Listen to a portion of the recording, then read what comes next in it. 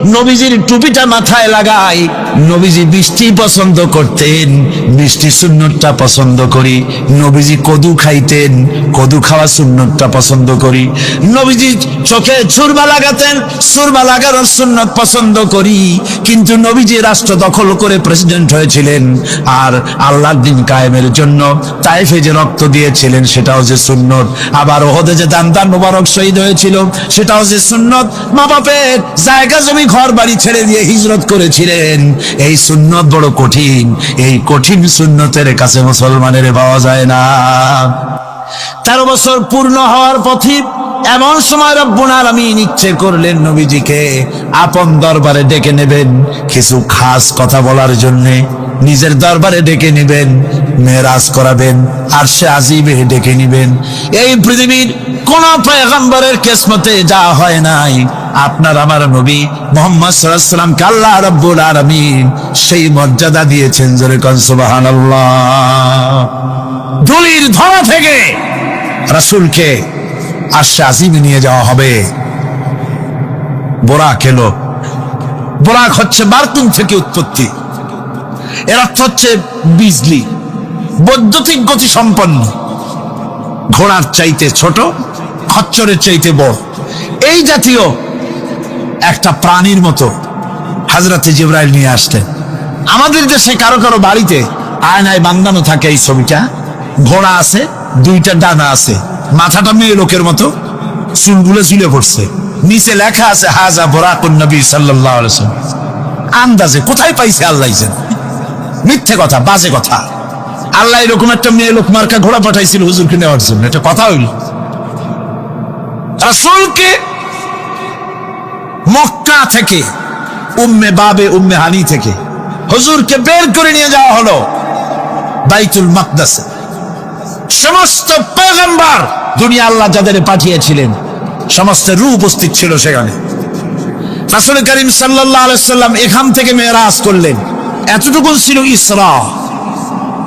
কোরআনে কারীম বলছে, আজকের কারি সাহেব যেখান থেকে তেলাওয়াত করেছিলেন, সুবহানাল্লাযী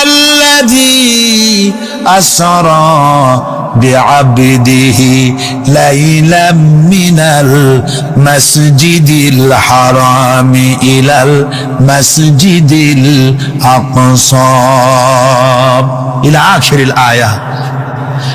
কারো কারো মাথার মধ্যে যারা বিজ্ঞান পড়াশোনা করে বা আধুনিক চিন্তিত লোক, আধুনিক শিক্ষিত লোক, তাদের মধ্যে এই চিন্তাটা আসতে পারে যে ল অফ গ্র্যাভিটেশন পার হয়ে, মাধ্যাকর্ষণ শক্তি পার হয়ে একটা জড় পদার্থ, একটা জড় শরীর কি করে মাধ্যাকর্ষণ পাড়ি দিয়া উপরে চলে গেল, এটা হাউ ইজ ইট পসিবল, এটা কি করে সম্ভব? চিন্তাটা মাথার মধ্যে আসতে পারে। কিন্তু এখন আর ওইসব চিন্তা নাই। আমি হিউস্টনে দেখে এলাম আমেরিকার সেই মহাশূন্য গবেষণাগার, সেইখানে দেখলাম বিরাট রকেট, যে রকেটটা তারা পাঠাতে চেয়েছিল কিন্তু পাঠায় না, কি সব প্রবলেম হয়েছে সেই জন্য। সেই তৈরি করা রকেটটা দেখলাম, রকেটটার যে দরজাটা, সেই দরজাটারই ওজন হচ্ছে 20 টন। দরজা এমন টেকনোলজি দিয়ে দরজাটা তৈরি করা হয়েছে যে একটা লোকই দরজাটা এভাবে লাগাই দিতে পারে, আবার খুলেও দিতে পারে। 20 টন ওজন দরজা। আর পুরা রকেটটার ওজনটা কি হবে চিন্তা করেন। 3টা জিনিস থাকে, 2টা থাকে সিলিন্ডার, আর একটা থাকে যেটার ভিতরে মানুষ থাকে, সেই মানুষ বসার জন্য একটা, আর 2টো সিলিন্ডার থাকে। যখন এখান থেকে ছেড়ে দেওয়া হয় তখন দুই দিকে 2টা যে কোল বালিশের মতো থাকে, দেখছেন কিনা ছবিতে আপনারা, এই 2টো জ্বলে পড়ে গেল। যাওয়ার সময় এই 2টোতে যে ফোর্স লাগিয়ে দিল, এই ফোর্সে ল অফ গ্র্যাভিটেশন পার করে দিল। এরপর আর তার কোনো তেল লাগবে না, বিনা তেলে যত খুশি তত উপরে চলে যেতে পারবে। চিন্তা করলাম, মানুষের মাথায় যদি এই জ্ঞান আল্লাহ দেন, এত জরুরি জিনিস এত পাওয়ারফুল করে ছেড়ে দেওয়া হয়েছে, ল অফ গ্র্যাভিটেশন পার হয়ে যাওয়ার পর মাধ্যাকর্ষণ শক্তি শুধু পৃথিবীর নাই, প্রত্যেকটা গ্রহ, প্রত্যেকটা উপগ্রহের আলাদা আলাদা মাধ্যাকর্ষণ আছে। যদি তা না থাকতো, একটার থেকে আর একটা বিচ্ছিন্ন হয়ে পৃথিবীতে লন্ডভন্ড হয়ে যেত। প্রত্যেকটার আলাদা আলাদা মাধ্যাকর্ষণ শক্তি আছে। তো সেই জিনিসটা এভাবে চলে যায়।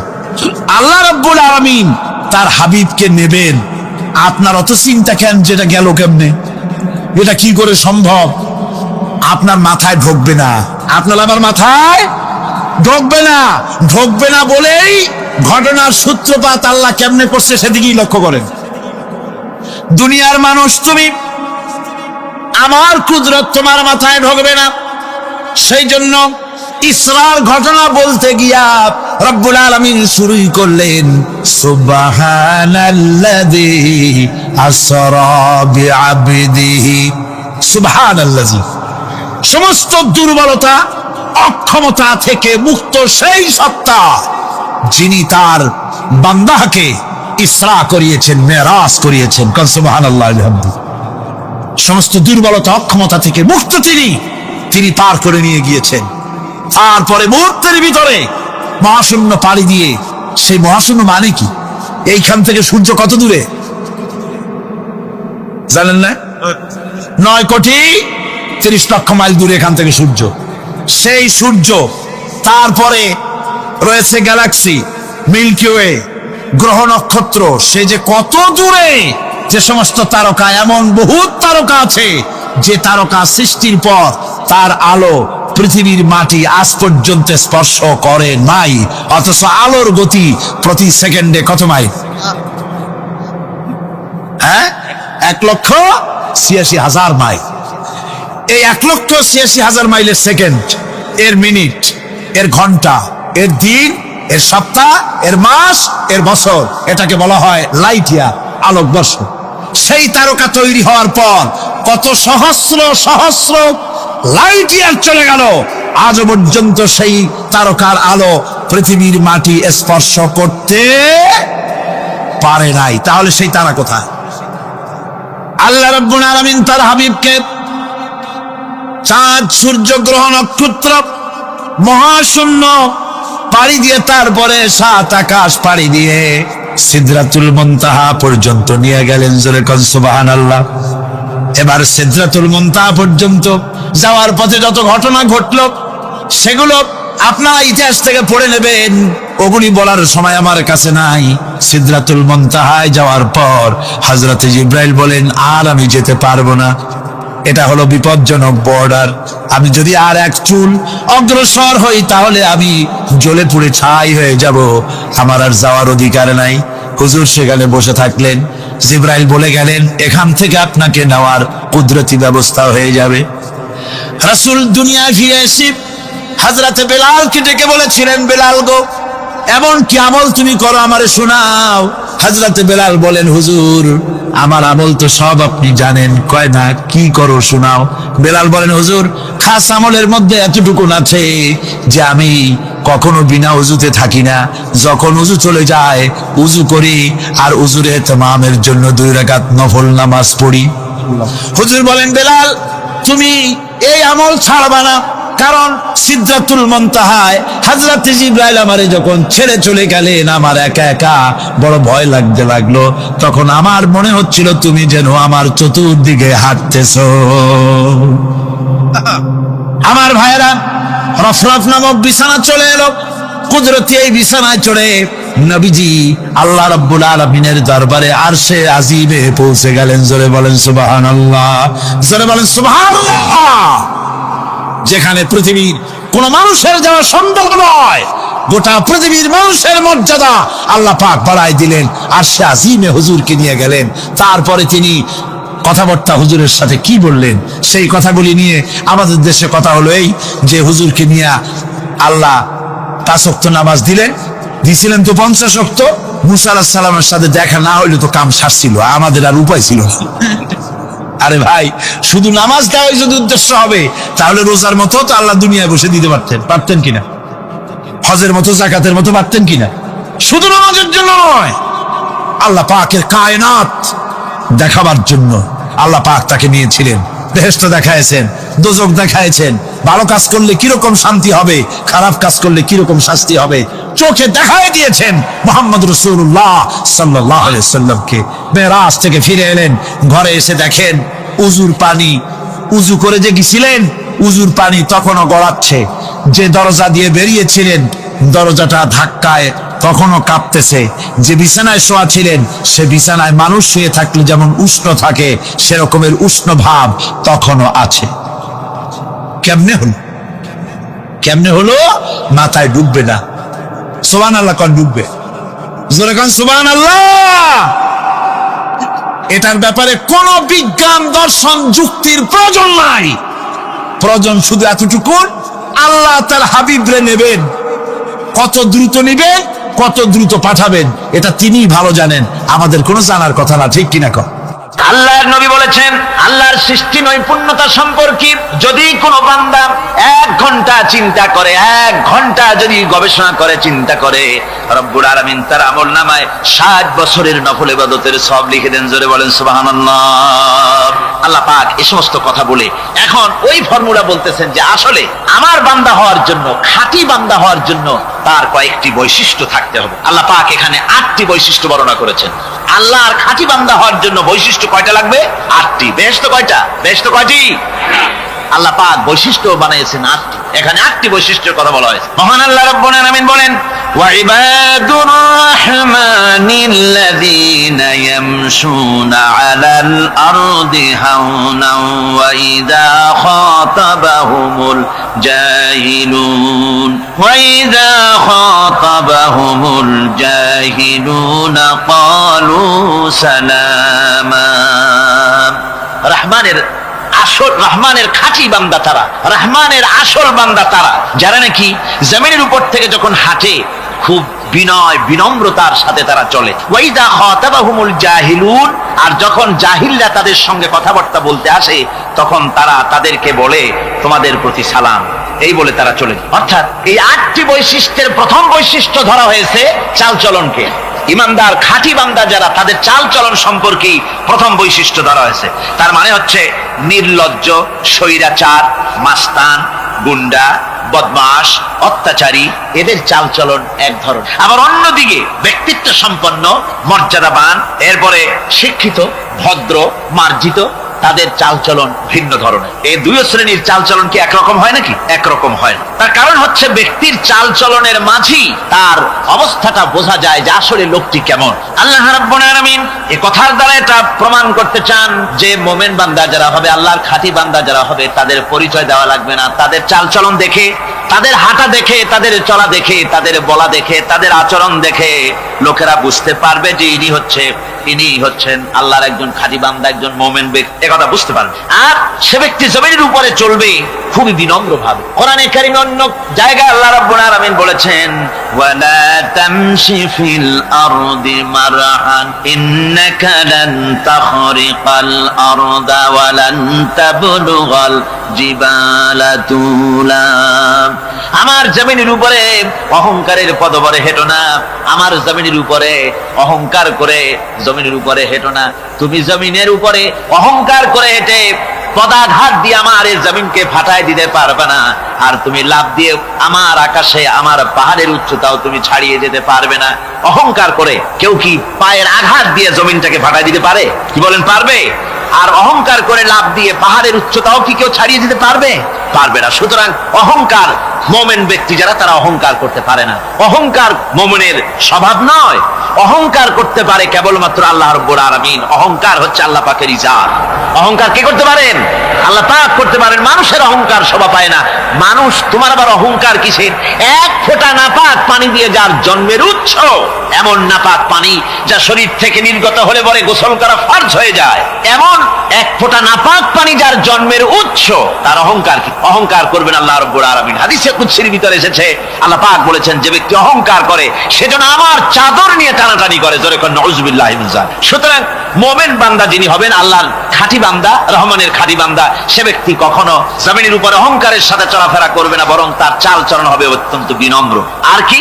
আর হলো জাহিলদের সঙ্গে সে কোনো বিতর্কে লিপ্ত হবে না। জাহিলরা গালাগালি দেবে, গালাগালির জবাবে সে গালাগালি দেবে না। জাহিলরা অত্যাচার করবে, অত্যাচারের জবাবে সে অত্যাচার করবে না, বরং তাদেরকে দেখলে, তারা অত্যাচার করতে আসলে, তারা গালাগালি দিলে তাদের জবাবে ইদফা বিল্লাতি হিয়া আহসান, তাদের জবাবে তাদেরকে সালাম দিয়ে সেখান থেকে তারা কেটে পড়বে। সূরা কাসাসের এই আয়াত অন্য জায়গায় আল্লাহ রাব্বুল আলামিন একথা আবার এভাবে বলতেছেন, وإذا سمعوا اللغو أعرضوا عنه وقالوا لنا أعمالنا ولكم أعمالكم سلام عليكم لا نبتغي الجاهلين। আল্লাহ পাক বলছেন যে যখন মুমিনেরা পরস্পরে মুমিনদের সাথে জাহিলদের যখন দেখা সাক্ষাৎ হয়ে যায়, যখন ঝগড়ায় লিপ্ত হতে চায়, তখন মুমিনেরা যারা মুমিন বান্দা, আল্লাহর খাঁটি বান্দা, তারা বলবে যে তোমাদের আমলের প্রতিফল তোমরা পাবা, আমাদের কৃতকর্মের ফল আমরা পাবো, সুতরাং তোমাদের প্রতি সালাম, তোমাদের সাথে আমাদের কোনো সম্পর্ক নাই। ঝগড়াঝাটি না করে তারা ফিরে আসবে। আল্লাহ পাক এরপরে বলেন ওয়াল্লাযীনা ইয়াবিতুনা লিরাব্বিহিম সুজদান ওয়া কিয়ামা। রহমানের খাঁটি বান্দা তারাই আরেকটি বৈশিষ্ট্য, তাদের এই 2 নম্বরের বৈশিষ্ট্য বলা হচ্ছে রহমানের আল্লাহর খাঁটি বান্দার 2 নম্বরের বৈশিষ্ট্য যেটা, সেটা হচ্ছে এই যে তারা রাত কাটায় তার রবের হুজুরে আল্লাহর দরবারে সেজদা দিয়ে দাঁড়িয়ে থেকে কান্দাকাটি করে তারা রাত গুজরান করে। জোরে বলেন সুবহানাল্লাহ। আর এর বিপরীত যারা তারা রাত কাটায়, রাতের বেলা মদ, জুয়া, সিনেমা, গান বাজনা, অশ্লীলতা, নাটক, হাবিজাবি গল্প গুজব করে তারা তাদের রাত কাটায়। আর যারা মুমিন বান্দা, আল্লাহর বান্দা, যারা খাঁটি বান্দা, তারা এই রাত তারা আল্লাহর ইবাদতের ভিতর থেকে কান্দাকাটির মধ্য দিয়ে দাঁড়িয়ে দাঁড়িয়ে অথবা সেজদার ভিতরে তারা তাদের রাত কাটিয়ে দেয়।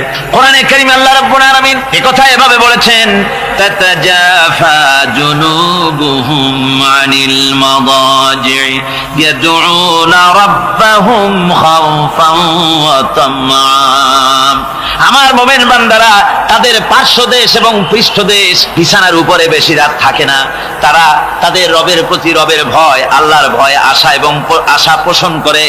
আর তারা আল্লাহকে ভয় করে তারা বিছান থেকে নিজের পিঠকে আলাদা করে নিয়ে তারা রাতের বেলায় আমার কাছে কান্দে, আমার কাছে দোয়া করে, তারা কান্দে, ইবাদত করে। সূরা যারিয়াতের ভিতরে রব্বুল আলামিন বলতেছেন, কানু কালিলাম মিনাল লাইলি মা ইয়াহজাউনা ওয়া বিল আসহারি হুম ইস্তাগফিরুন। আমার এই মুমিন বান্দাগুলি, আমার খাঁটি বান্দা যারা, তারা সারা রাত ঘুমায় না, রাতের একটা অংশ মাত্র তারা ঘুমায়, সারা রাত ঘুমায় না, একটা অংশ তারা ঘুমায়, আর বাকি অংশটুকুন শেষ রাত্রে তারা ওঠে আর আমার দরবারে তারা কান্দে, মাপ চায় আর কাঁদতে থাকে, চোখের পানি ফেলতে থাকে। আল্লাহ রাব্বুল আলামিন শেষ রাত্রে প্রথম আকাশে আসেন। হাদিস শরীফে এসেছে, প্রথম আকাশে আল্লাহ রাব্বুল আলামিন এসে দুনিয়ার মানুষকে ডাকেন, কে আছো? গুনাহ করে জীবন বোঝাই করে ফেলেছো, নাফরমানি করেছো, গুনাহ করেছো, অথবা বিপদে পড়েছো, ঋণগ্রস্ত হয়ে পড়েছো, অসুবিধায় পড়েছো, মামলা মকদ্দমায় পড়েছো, আমার কাছে মাপ চাও, আমার কাছে সাহায্য চাও।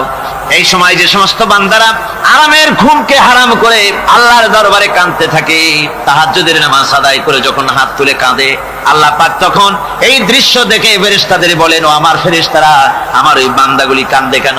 সমস্ত মানুষ যখন ঘুমানো, এই বান্দাগুলি কাঁদে কেন বলো? ফেরেশতারা বলে, আল্লাহ তুমি তো ভালো করে জানো। ফেরেশতারা বলে, আল্লাহ পাক বলবেন, তবুও তোমাদের মুখ থেকে শুনতে চাই। ফেরেশতারা তখন বলবে, রব্বুল আলামিন তোমার বান্দা গুনাহ করেছে, জাহান্নামের ভয়তে তোমার কাছে কাঁদতেছে, তোমার ভয়তে কাঁদে, জাহান্নামের ভয়তে কাঁদে। আল্লাহ জিজ্ঞেস করেন, ফেরেশতারা, ওরা যে আমার ভয়তে কাঁদে, ওরা কি আমারে দেখছে নাকি? ফেরেশতারা বলেন, না, খোদা তোমারে দেখে নাই। আল্লাহ পাক বলেন, ওরা আমার যে জাহান্নামের ভয়তে কাঁদে, ওই জাহান্নাম তারা দেখেছে নাকি? ফেরেশতারা বলে, না আল্লাহ, তোমার জাহান্নাম ওরা দেখে নাই, তোমার বেহেশত কিছুই দেখে নাই। আল্লাহ পাক বলেন, ও আমার ফেরেশতারা, এই বান্দাগুলি আমার দুজক দেখে নাই, আমাকে দেখে নাই, হাসর মিজান সিরাত কিছুই দেখে নাই, শুধু কোরআনের কথা শুনে, আমার নবীর কথা শুনে, আমার কোরআনের কথা শুনে বিশ্বাস করে আরামের ঘুমকে হারাম করে কিভাবে কাঁদতেছে তাকায় দেখ। আমার রহমতের দরিয়ায় জোশ মেরে গেছে, তোরা সাক্ষী থেকে যা, আমার ওই ক্রন্দনরত বান্দাগুলিকে আমি আল্লাহ মাফ করে দিলাম। আমার ভাইয়েরা, আল্লাহ পাক বলেন, আম্মান হুয়া কানিতুন আনা আল-লাইলি সাজিদাও ওয়া কাইমান। আল্লাহ রাব্বুল আলামিন বলেন, সিজদার ভিতরে আর দাঁড়ানোর ভিতরে আমার এই বান্দাগুলি আখিরাতে আমার সঙ্গে দেখা করা লাগবে, এই ভয়তে, জাহান্নামের ভয়তে তারা কাঁদে।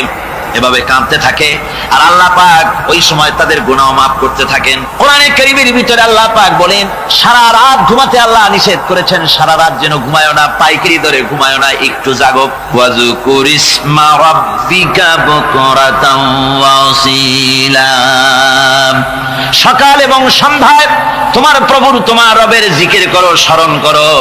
ওয়া মিনাল লাইলি ফাসজুদ লাহু ওয়া সাব্বিহহু লাইলান তাওয়িলা, তোমার রাতের বেলায় রাতের একটা অংশ সেজদায় অবনত হও, আর রাতের দীর্ঘ সময় ঘুমায় থেকো না, হয় একটা লম্বা সময় ঘুমাও, কিন্তু একটা অংশ রাখো যে সময় তুমি আমার দরবারে সেজদায় পড়ে যাবে, কাঁদবে। আমার বন্ধুগণ, রাতটা ওয়াজআলনাল লাইলা সুবাতা, আল্লাহ রাব্বুল আলামিন ওয়াজআলনা সুবাতা ওয়াজআলনান নাওমা সুবাতা ওয়াজআলনাল লাইলা লিবাসা, ঘুমকে বানাইছেন আল্লাহ শান্তির বাহন, আর রাতকে করেছেন আচ্ছাদন। রাতকে কি করেছেন? আচ্ছাদন। রাতকে একটা পর্দা লাগিয়ে দিয়েছেন, রাতের পর্দা। যেহেতু প্রেম ভালোবাসা ঢোল পিটায় করা যায় না, ঢোল পিটায় প্রেম করা যায়? যায় না। মানুষকে দেখায় দেখায় প্রেম ভালোবাসা করা যায় না, এটা হলো দুনিয়ার রীতিনীতি। দুনিয়ায় যেটা মানুষেরা করে, আসল সবচাইতে বড় ভালোবাসার পাত্র হলেন আল্লাহ, মাসুক হলেন আল্লাহ, আশেক হলো মানুষ। আশেক এবং মাসুকের ভিতরে প্রেম বিনিময় হবে, ভালোবাসার আদান প্রদান হবে, কথোপকথন হবে। এজন্য দিনের কোলাহল পূর্ণ অবস্থায় তা হয় না বলে রব্বুল আলামিন বলেন, আমি তোমাদের জন্য রাতকে একটা আচ্ছাদন, একটা পর্দা বানায় দিয়েছি। এই রাতের পর্দার ভিতরে থেকে আমারে ডাকো, আমাকে, আমার কাছেই তুমি আমাকে ডাকো, একটা লম্বা সময় নিয়ে আমাকে বলতে থাকো, আমাকে ডাকতে থাকো। আল্লাহ পাক তার নবীকেও বলেছেন, ইয়া আইয়ুহাল মুযাম্মিলু কুমিল লাইলা ইল্লা কালিলা, হে চাদর আচ্ছাদিত ব্যক্তি, রাত্রিকালে সালাতে দণ্ডায়মান থাকো, কিন্তু কম, সারা রাত জাগার দরকার নেই, একটা অংশ জাগো, যখন তুমি আমার জন্য কাঁদবে, আমার জন্য সেজদায় পড়ে থাকবে। রাসূল পাক সাল্লাল্লাহু আলাইহি সাল্লাম তাহাজ্জুদের নামাজি সেজদায় পড়ে থাকতেন, রাতে ঘন্টার পর ঘন্টা চলে যেতেছে। হযরত আয়েশা বলেন, আমি মনে করতাম সেজদায় এমন ভাবে রাসূল পড়েছেন আর ওঠেন না, আমার মনে হতো হুজুর বুঝি ইন্তেকাল করে গেছেন। আমি রাসূলের পায়ের আঙ্গুল ধরে আস্তে করে চাপ দিতাম, হুজুর তাতে একটু ব্যথা পেয়ে আঙ্গুল নাড়া দিতেন, তখন আমি মনে করতাম আল্লাহর নবী বিদায় হন নাই, বেঁচে আছেন। আবার কখনো দাঁড়িয়ে দাঁড়িয়ে নামাজের ভিতরে তেলাওয়াত করতে করতে রাত শেষ হয়ে যেত, আমার মনে হতো এই দাঁড়ানো থেকে হুজুর বুঝি আর রুকুতে যাবেন না। আবার যখন রুকুতে যেতেন মনে হতো এই রুকু থেকে আর বুঝি সেজদায় যাবেন না। আবার যখন সেজদায় যেতেন মনে হতো এই সেজদা থেকে রাসূল বুঝি আর উঠবেন না। সুবহানাল্লাহ। সাহাবায়ে কেরাম জিজ্ঞেস করতেন, হে রাসূল, হযরত আয়েশা জিজ্ঞেস করে, হে রাসূল, আপনি এত কাঁদেন কেন, এত ইবাদত করেন, এত রাত জাগেন? হযরত আয়েশা বলেছেন, আল্লাহর নবী দাঁড়িয়ে দাঁড়িয়ে তেলাওয়াত করতে করতে, দাঁড়িয়ে দাঁড়িয়ে নামাজ পড়তে পড়তে পাও মোবারক, কদম মোবারক এমন ভাবে ফুলে যেত, সকালবেলায় জুতার মধ্যে পাও ঢুকতো না। সুবহানাল্লাহ। এইভাবে রাসূল পাক কষ্ট করতেন। জিজ্ঞাসা করতে, এত ইবাদত কেন করেন? আপনার তো আগের পিছের সমস্ত গুনাহ আল্লাহ মাফ করেছেন, কোনো গুনাহ আপনার নাই, তবু আল্লাহ বলে দিয়েছেন, নবী আপনার আগের পিছের সব মাফ, তারপরেও এত কাঁদেন কেন? আল্লাহর নবী বলেছেন, ও সাহাবীরা, আমার স্ত্রীরা, শোনো, আমি কি আমার বান্দার, আমি আমার আল্লাহর শুকরগুজারকারী বান্দায় কি আমি পরিণত হব না? যে আল্লাহ আমাকে এত নিয়ামত দিয়েছেন, আমি কি সেই আল্লাহর শুকরগুজার হব না? রাসূলুল্লাহ এভাবে কাঁদতেন। সুতরাং প্রত্যেকটি মুসলমানকে রাতের বেলায় আল্লাহর দরবারে হাত তুলে কাঁদতে হবে, মোনাজাত করতে হবে, রব্বুল আলামিন, যে গুনাহ করেছি, আমি যত গুনাহ করেছি, আমাকে তুমি নিয়ামত যা দিয়েছো, এই নিয়ামত তুমি না দিলেও পারতে, তুমি দয়া করে দিয়েছো। এভাবে যদি মানুষ কান্দে, আল্লাহ এই অপরাধ করেছি, অপরাধের কথা যদি স্মরণ করে আর কাঁদতে থাকে, আল্লাহ রব্বুল আলামিনের রহমত তার উপরে তখন পড়তে থাকে। আর এই তাহাজ্জুদ, গভীর রাতের কান্দাকাটি, এই জন্য আল্লাহ পাক বলেন, এর আসল ব্যাপারটা হলো, ইন্না নাশিআতাল লাইলি হিয়া আশাদ্দু ওয়াতআন ওয়া আকওয়ামু কিলা।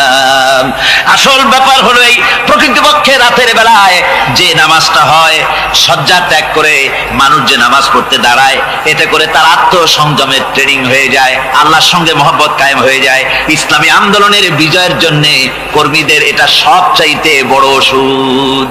শুধু হরতালের প্রোগ্রাম দিয়া, শুধু মিছিলের প্রোগ্রাম দিয়া ইসলামী আন্দোলন বিজয় কোনো কালে হয় নাই আর হবেও না। এজন্য আন্দোলন যারা করে তাদেরকে গভীর রাত্রে উঠতে হয়, নফল রোজা রাখতে হয়, আর গভীর রাত্রে তেলাওয়াত করতে হয়, কাঁদতে হয় আল্লাহর কাছে। তা না হলে আন্দোলনের বিজয় হওয়া সম্ভব নয়। আমার বন্ধুগণ, আমরা জেনেছি ইতিহাসে আছে লাল সালু একটা বই পড়ানো হয়, কলেজে পড়ানো হয়। আপনারা নাম শোনেন নাই? এই বইটা আমাকে একজন প্রফেসর এই চট্টগ্রামের আমাকে দেখতে দিলেন, আমি দেখলাম। তার মধ্যে তিনি ইসলামের ব্যাপারে এত বিদ্বেষ ছড়িয়েছেন।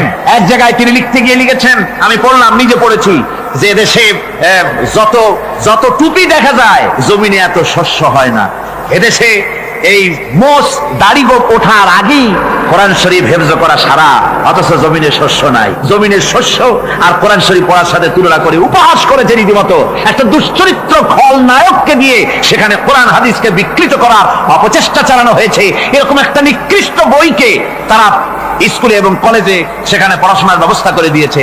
আর ইসলামের ব্যাপারে যদি কেউ গাইল দিতে পারে, তাহলে সে বইটাকে খুব সুনাম সুখ্যাতি করে বাজারে ছড়াবার চেষ্টা করা হয়, ঠিক কিনা কর?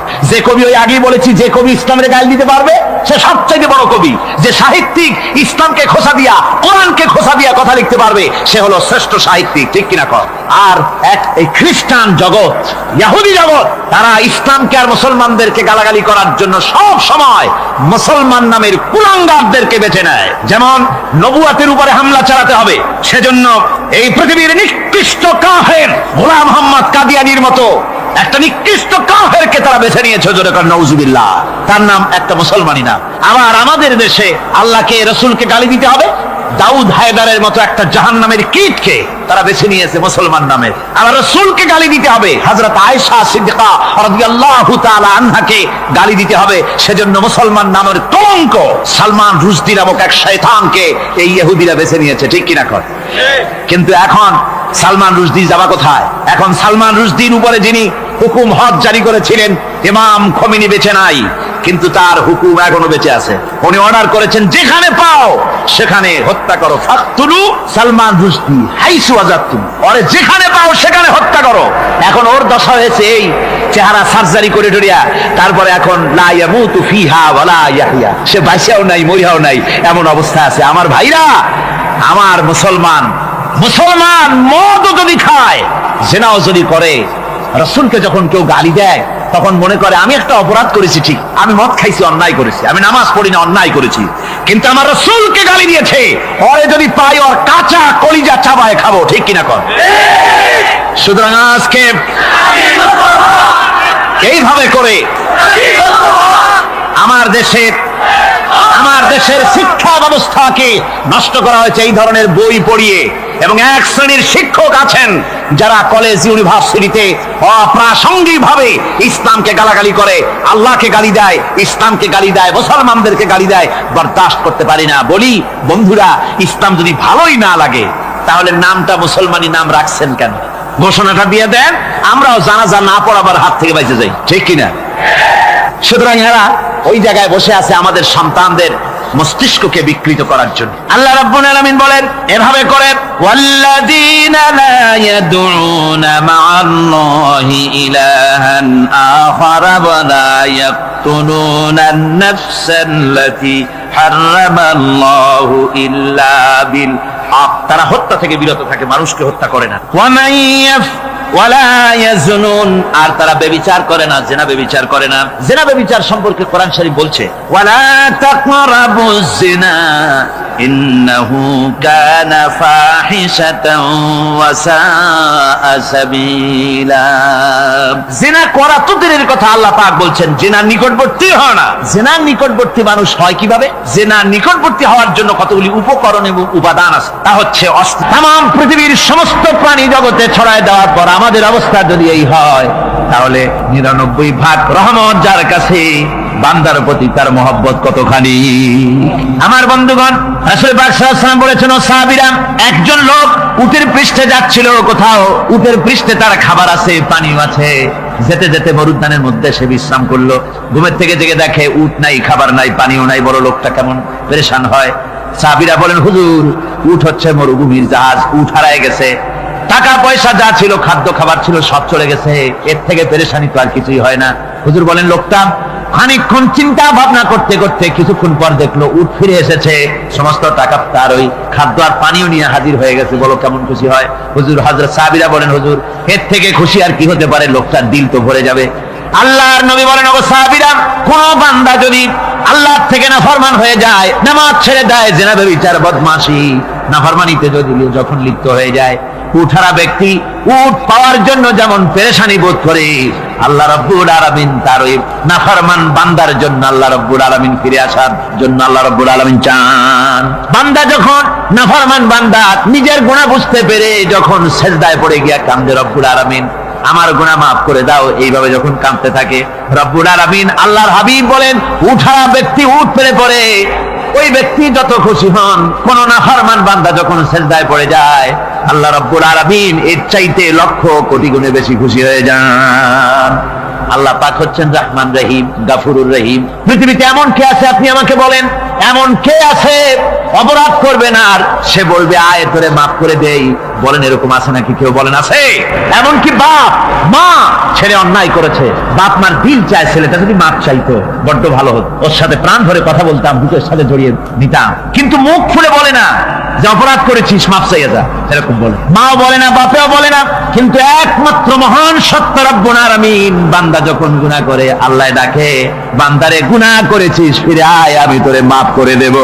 গুনাহ করেছিস ফিরে আয়, জিনা করেছিস ফিরে আয়, মদ খেয়েছিস ফিরে আয়, মানুষ হত্যা করেছিস ফিরে আয়, কুফরি করেছিস ফিরে আয়, আগুন পূজা করেছিস ফিরে আয়, মাটি পূজা করেছিস, সূর্য পূজা করেছিস, যা করেছিস না কেন ফিরে আয়, আমাকে ডাক দে, আমি তোর জিন্দেগির গুনাহ আমি আল্লাহ মাফ করে দেব।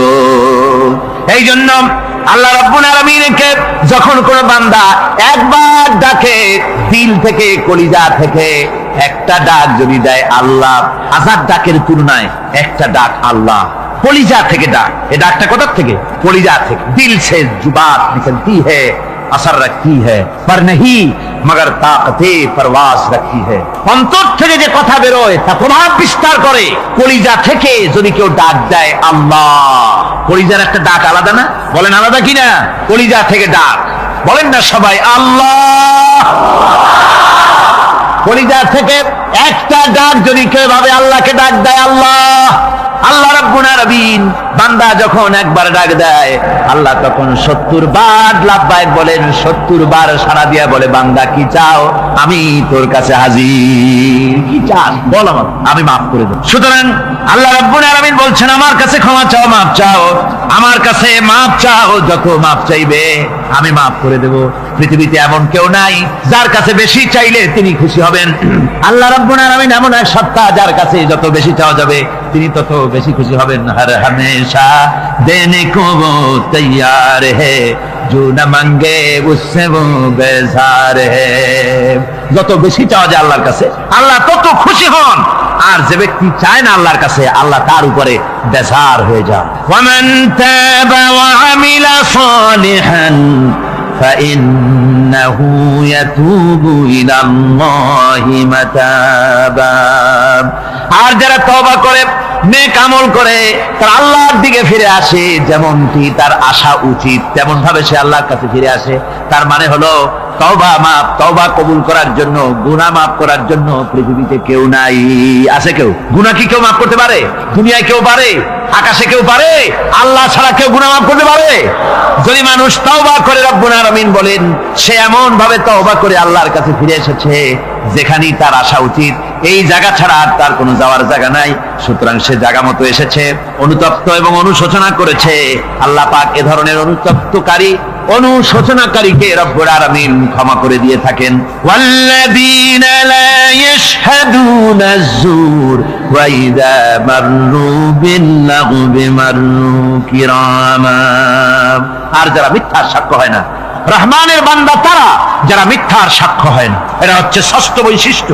আর তারা কোনো অনর্থক, কোনো নিরর্থক কোনো কাজ যদি দেখে, ঘটনা দেখে, সেখান থেকে তারা শরীফ মানুষের মতো একেবারে নিতান্ত ভদ্র মানুষের মতো সেখান থেকে কেটে পড়ে। গান বাজনা হচ্ছে, নাটক হচ্ছে, অশ্লীলতা হচ্ছে, গালাগালি হচ্ছে, অনর্থক কোনো কাজ হচ্ছে, নিরর্থক কোনো অনুষ্ঠান কিছু একটা হচ্ছে, ওখান থেকে একটা ভদ্রলোকের মতো, যেমন কোন দুর্গন্ধময় জায়গা থেকে মানুষ যখন যায় নাকে রুমাল দিয়ে আস্তে করে সেখান থেকে পাশ কেটে চলে যায়, ঠিক কিনা? ঠিক ওইভাবে করে আল্লাহ পাক বলছেন আমার মুমিন বান্দারা এই ধরনের কোন অনর্থক নিরর্থক যে কাজের মধ্যে কোনো পরকাল নাই, আল্লাহ নাই, দুনিয়ার মানুষের স্বার্থ নাই, দেশের স্বার্থ নাই, রাষ্ট্রের স্বার্থ নাই, জনগণের স্বার্থ নাই, এই ধরনের সমস্ত গাল গপ্প নাটক উপহাস, এই ধরনের মজা, এই ধরনের অনুষ্ঠান যখন দেখে আমার মুমিন বান্দারা সেখানে দাঁড়ায় না। ময়লার কাছ থেকে নাকে রুমাল দিয়ে মানুষ যেমন চলে যায়, এই লোকটিও তখন অত্যন্ত ভদ্রের মতো আস্তে করে পাশ কেটে বেরিয়ে যায়। والذين إذا ذكروا بآيات ربهم لم يخروا عليها صما وعميانا। আর আমার বান্দাদের 7 নম্বরের রহমানের বান্দা, খাঁটি বান্দা যারা, তাদের 7 নম্বরের বৈশিষ্ট্য হচ্ছে এই যে ওই সমস্ত বান্দারা তাদের কাছে যখন আমার আয়াতকে শোনানো হয়, আমার কোরআন তেলাওয়াত করে আমার আয়াত করে যখন নসিহত শোনানো হয়, তখন তারা বোবার মতো বধিরের মতো বসে থাকে না। তারা বুঝতে পেরেছে? রহমানের খাঁটি বান্দা যারা, তাদের কাছে কোরআনের কথা ওয়াজ করে যখন শোনানো হয়, আল্লাহর কালাম যখন শোনানো হয়, আয়াত পড়ে পড়ে যখন নসিহত শোনানো হয়, লাম ইয়াখিরু আলাইহা সুম্মান ওয়া উমিয়ানা, তখন ওই ব্যক্তি অন্ধ এবং বধিরের মতো চুপ করে বসে থাকে না, বরং আমল করা শুরু করে দেয়। জোরে বলেন সুবহানাল্লাহ। যখন সে জানলো যে এগুলি হলো আল্লাহর দিব্যি কাজ, এগুলি আল্লাহর কাজ, আল্লাহ রাসূলের কাজ, তখন তা পালন করা শুরু করে দেয়। এই 5 দিন ধরে কোরআনের যে কথাগুলি হলো, এই কথাগুলি শোনার পর আপনারা কি বসে থাকবেন? বসে থাকবেন? তারা বসে থাকবে। এইগুলি শোনার পরে আল্লাহ তাদেরকে বলেছেন এরা হলো অন্ধ, এরা হলো বধির, এরা হলো বোবা। আমরা আল্লাহর এই যে কথা, আমরা কি অন্ধ আর বধির আর বোবা হবো নাকি? আমরা হবো না? আমরা অন্ধ নয়, বধির নয়, বোবা নই, বরং আল্লাহ যা বলেছেন, যা শুনলাম সামি'না ওয়া আতানা, এই 5 দিন ধরে যা শুনলাম আল্লাহর কথা, কার কথা শুনলাম? আর সমস্ত কথা আমরা আমল করবো। জোরে কোন আমিন। আল্লাহ যেন কবুল করেন। জোরে কোন আমিন। আমল করা কি? বসে না থাকা কি? বসে না থাকা হচ্ছে যা শুনলাম, আল্লাহর যা ফরজ, যা হুকুম, তা মানবো। আল্লাহ যা নিষেধ করেছেন তার থেকে ফিরে থাকবো, এটাই হলো কাজ। এরপরে রব্বুল আলামিন বলেন والذين يقولون ربنا هب لنا من أزواجنا وذرياتنا قرة أعين واجعلنا للمتقين إماما। রহমানের বান্দা 8ম নম্বর এবং শেষ নাম্বার হচ্ছে এটা বৈশিষ্ট্য এই যে তারা রহমানের যারা খাঁটি বান্দা, আল্লাহর যারা খাঁটি বান্দা, তারা রব্বুল আলামিনের কাছে মুনাজাত করে, আমার রব, আয় আমার আল্লাহ, হাবলানা মিন আজওয়াজিনা ওয়া যুররিয়াতিনা, আমাদের এবং আমাদের স্ত্রীদের আর আমাদের সন্তানদেরকে তুমি দয়া করে আমাদের চক্ষুর শীতলতা বানায় দাও। জোরে বলেন আমিন। ওয়াজআলনা লিল মুত্তাকিনা ইমামা, আর আমার এই সন্তানদেরকে তুমি মুত্তাকিদের ইমাম বানায় দাও। শুধু মুত্তাকি বানায়ও না, মুত্তাকিদের নেতা বানায় দাও। জোরে বলেন সুবহানাল্লাহ।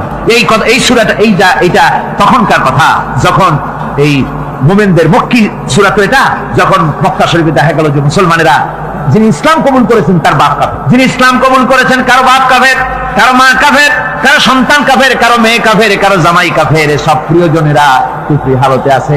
আর এগুলি দেখে তাদের চক্ষুর মধ্যে কাঁটা বিঁধতেছিল, চক্ষু জর্জরিত হয়ে যাচ্ছিল।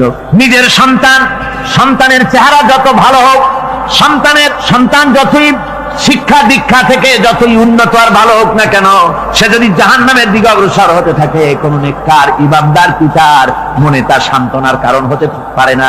সে তখন আল্লাহর দরবারে, আল্লাহ পাক বলেন ওই মুমিন বান্দারা আমার কাছে দোয়া করে যে রব্বুল আলামিন আমার সন্তানদেরকে, আমার স্ত্রীদেরকে আমার চোখের শীতলতা বানাও, তাদের আমল আখলা কেমন বানাও, যাতে আমাদের চক্ষু ঠান্ডা হয়ে যায়। জোরে বলেন আমিন।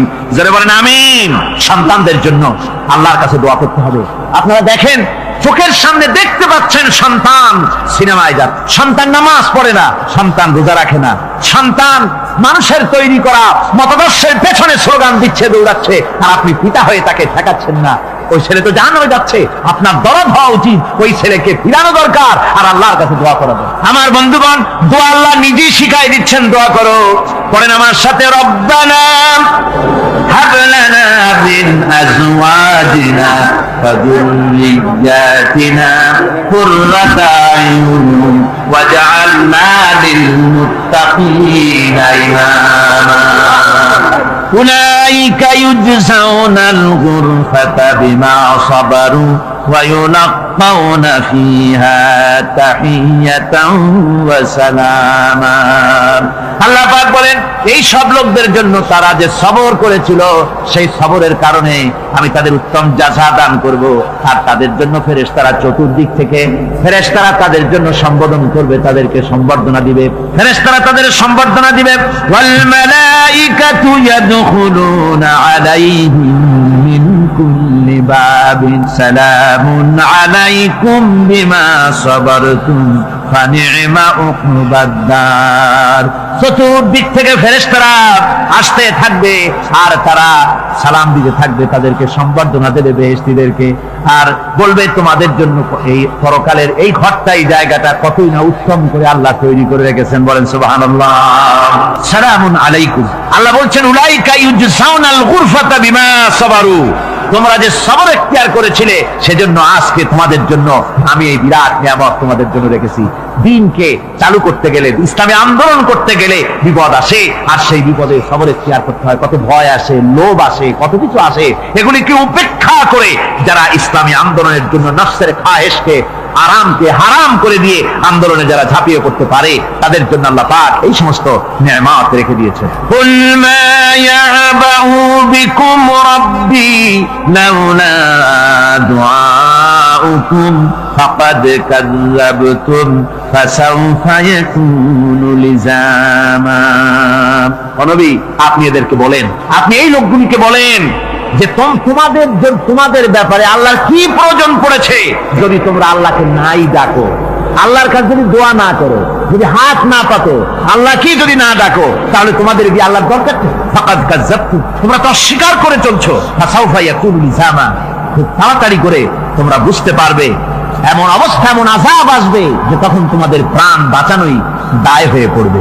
আমার বন্ধুগণ, একটা মানুষের সাথে, আর মানুষের সৃষ্টি আর পাথরও সৃষ্টি, পাথরও একটা মাখলুক, মানুষও মাখলুক। পাথরের সাথে মানুষের পার্থক্য কোথায়? পাথর আল্লাহর দরবারে হাত তুলতে পারে না, আল্লাহকে ডাকতে পারে না, মোনাজাত করতে পারে না। মানুষ ডাকতে পারে, হাত তুলতে পারে, তার হাত দেওয়া আছে। মানুষ হয়ে যদি আল্লাহর দরবারে হাত তুলতে না পারলেন, চোখের পানি যদি না ফেলতে পারলেন, আল্লাহ পাক বলছেন, ও নবী বলে দেন, আপনি বলুন তোমাদের দিয়ে কি প্রয়োজন আল্লাহর? লাউলা দুআউকুম, তোমরা যদি সেই আল্লাহকে যদি না ডাকো, যদি তার কাছে হাত না তোলো, তাহলে তোমাদের দিয়ে আল্লাহর দরকারটা কি? তোমাদেরকে রব্বুল আলামিন তৃণখণ্ডের মতো উড়িয়ে দিবেন, কোন মর্যাদা থাকবে না আল্লাহর কাছে। সুতরাং মর্যাদা পেতে হলে আল্লাহকে ডাকতে হবে, আল্লাহর কাছে চাইতে হবে। এভাবে করে আল্লাহ পাক তার বান্দাদেরকে নির্দেশ করছেন। আমার বন্ধুগণ, এই মোট 8টি বৈশিষ্ট্য ইসলামের আপনার মুমিন বান্দাদের জন্য, রহমানের খাঁটি বান্দাদের জন্য এই 8টি বৈশিষ্ট্য আল্লাহ পাক দান করেছেন। এই 8টি বৈশিষ্ট্য যেন আল্লাহ পাক আমাদের মধ্যে দান করে দেন। জোরে বলেন আমিন, আরো জোরে বলেন আমিন। 8টি বৈশিষ্ট্যের জন্য আল্লাহ পাক বেহেশত রেখেছেন। 8টি বেহেশত কয়টি? এই 8টি বেহেশতের দরওয়াজা আল্লাহ যেন আমাদের জন্য কিয়ামতে খুলে দেন। জোরে বলেন আমিন। আমার ভাইরা, আল্লাহ রাব্বুল আলামিন এই কোরআন যে নাযিল করেছিলেন, এই কোরআন দিয়ে এই ধরনের নৈতিক গুণে গুণান্বিত একটা জনসমষ্টি তৈরি করেছিলেন আল্লাহর হাবিব জনাব মুহাম্মদ রাসূলুল্লাহ সাল্লাল্লাহু আলাইহি ওয়াসাল্লাম। আর সেই জনসমষ্টি দিয়ে রাসূল পাক সাল্লাল্লাহু আলাইহি ওয়াসাল্লাম একটি ইসলামী কল্যাণমূলক রাষ্ট্র তৈরি করেছিলেন। রাসূলুল্লাহ কি করেছিলেন? একটা রাষ্ট্র, এই যা বললাম, এই 5 দিন ধরে যা বললাম, এই সব গুণাবলী দিয়ে, এই সব বৈশিষ্ট্য দিয়ে রাসূলুল্লাহ একটা জনগোষ্ঠী তৈরি করেছিলেন। সেই জনগোষ্ঠী নিয়ে মক্কি জিন্দেগি থেকে রাসূলুল্লাহ মদিনায় আসলেন। আর মদিনায় এসে রাসূলুল্লাহ এখন রাষ্ট্রপ্রধান হয়ে গেলেন। কি হয়ে গেলেন? রাষ্ট্রপ্রধান, প্রেসিডেন্ট হয়ে গেলেন। রাসূলুল্লাহ আজকে প্রেসিডেন্ট, রাষ্ট্র হলো। আর কোরআন দিলেন সংবিধান হিসাবে, শাসনতন্ত্র হিসাবে। আল্লাহর নবী বললেন, আজকে আমি দেশবাসীকে এমন একটা কনস্টিটিউশন, এমন একটি সংবিধান দেশবাসীকে আমি দিলাম, যেই সংবিধানের বদৌলতে সমাজে আর চুরি থাকবে না, ডাকাতি থাকবে না, জিনা থাকবে না, ব্যভিচার থাকবে না। এর বদৌলতে মানুষ এখন দরজা খুলে ঘুমাতে পারবে, আর কোনো অশান্তি থাকবে না, চুরি হবে না, ডাকাতি হবে না, নারী ধর্ষণ হবে না, হত্যা হবে না, আরামের জমিন হয়ে যাবে, আর মানুষ শান্তিতে বসবাস করতে পারবে।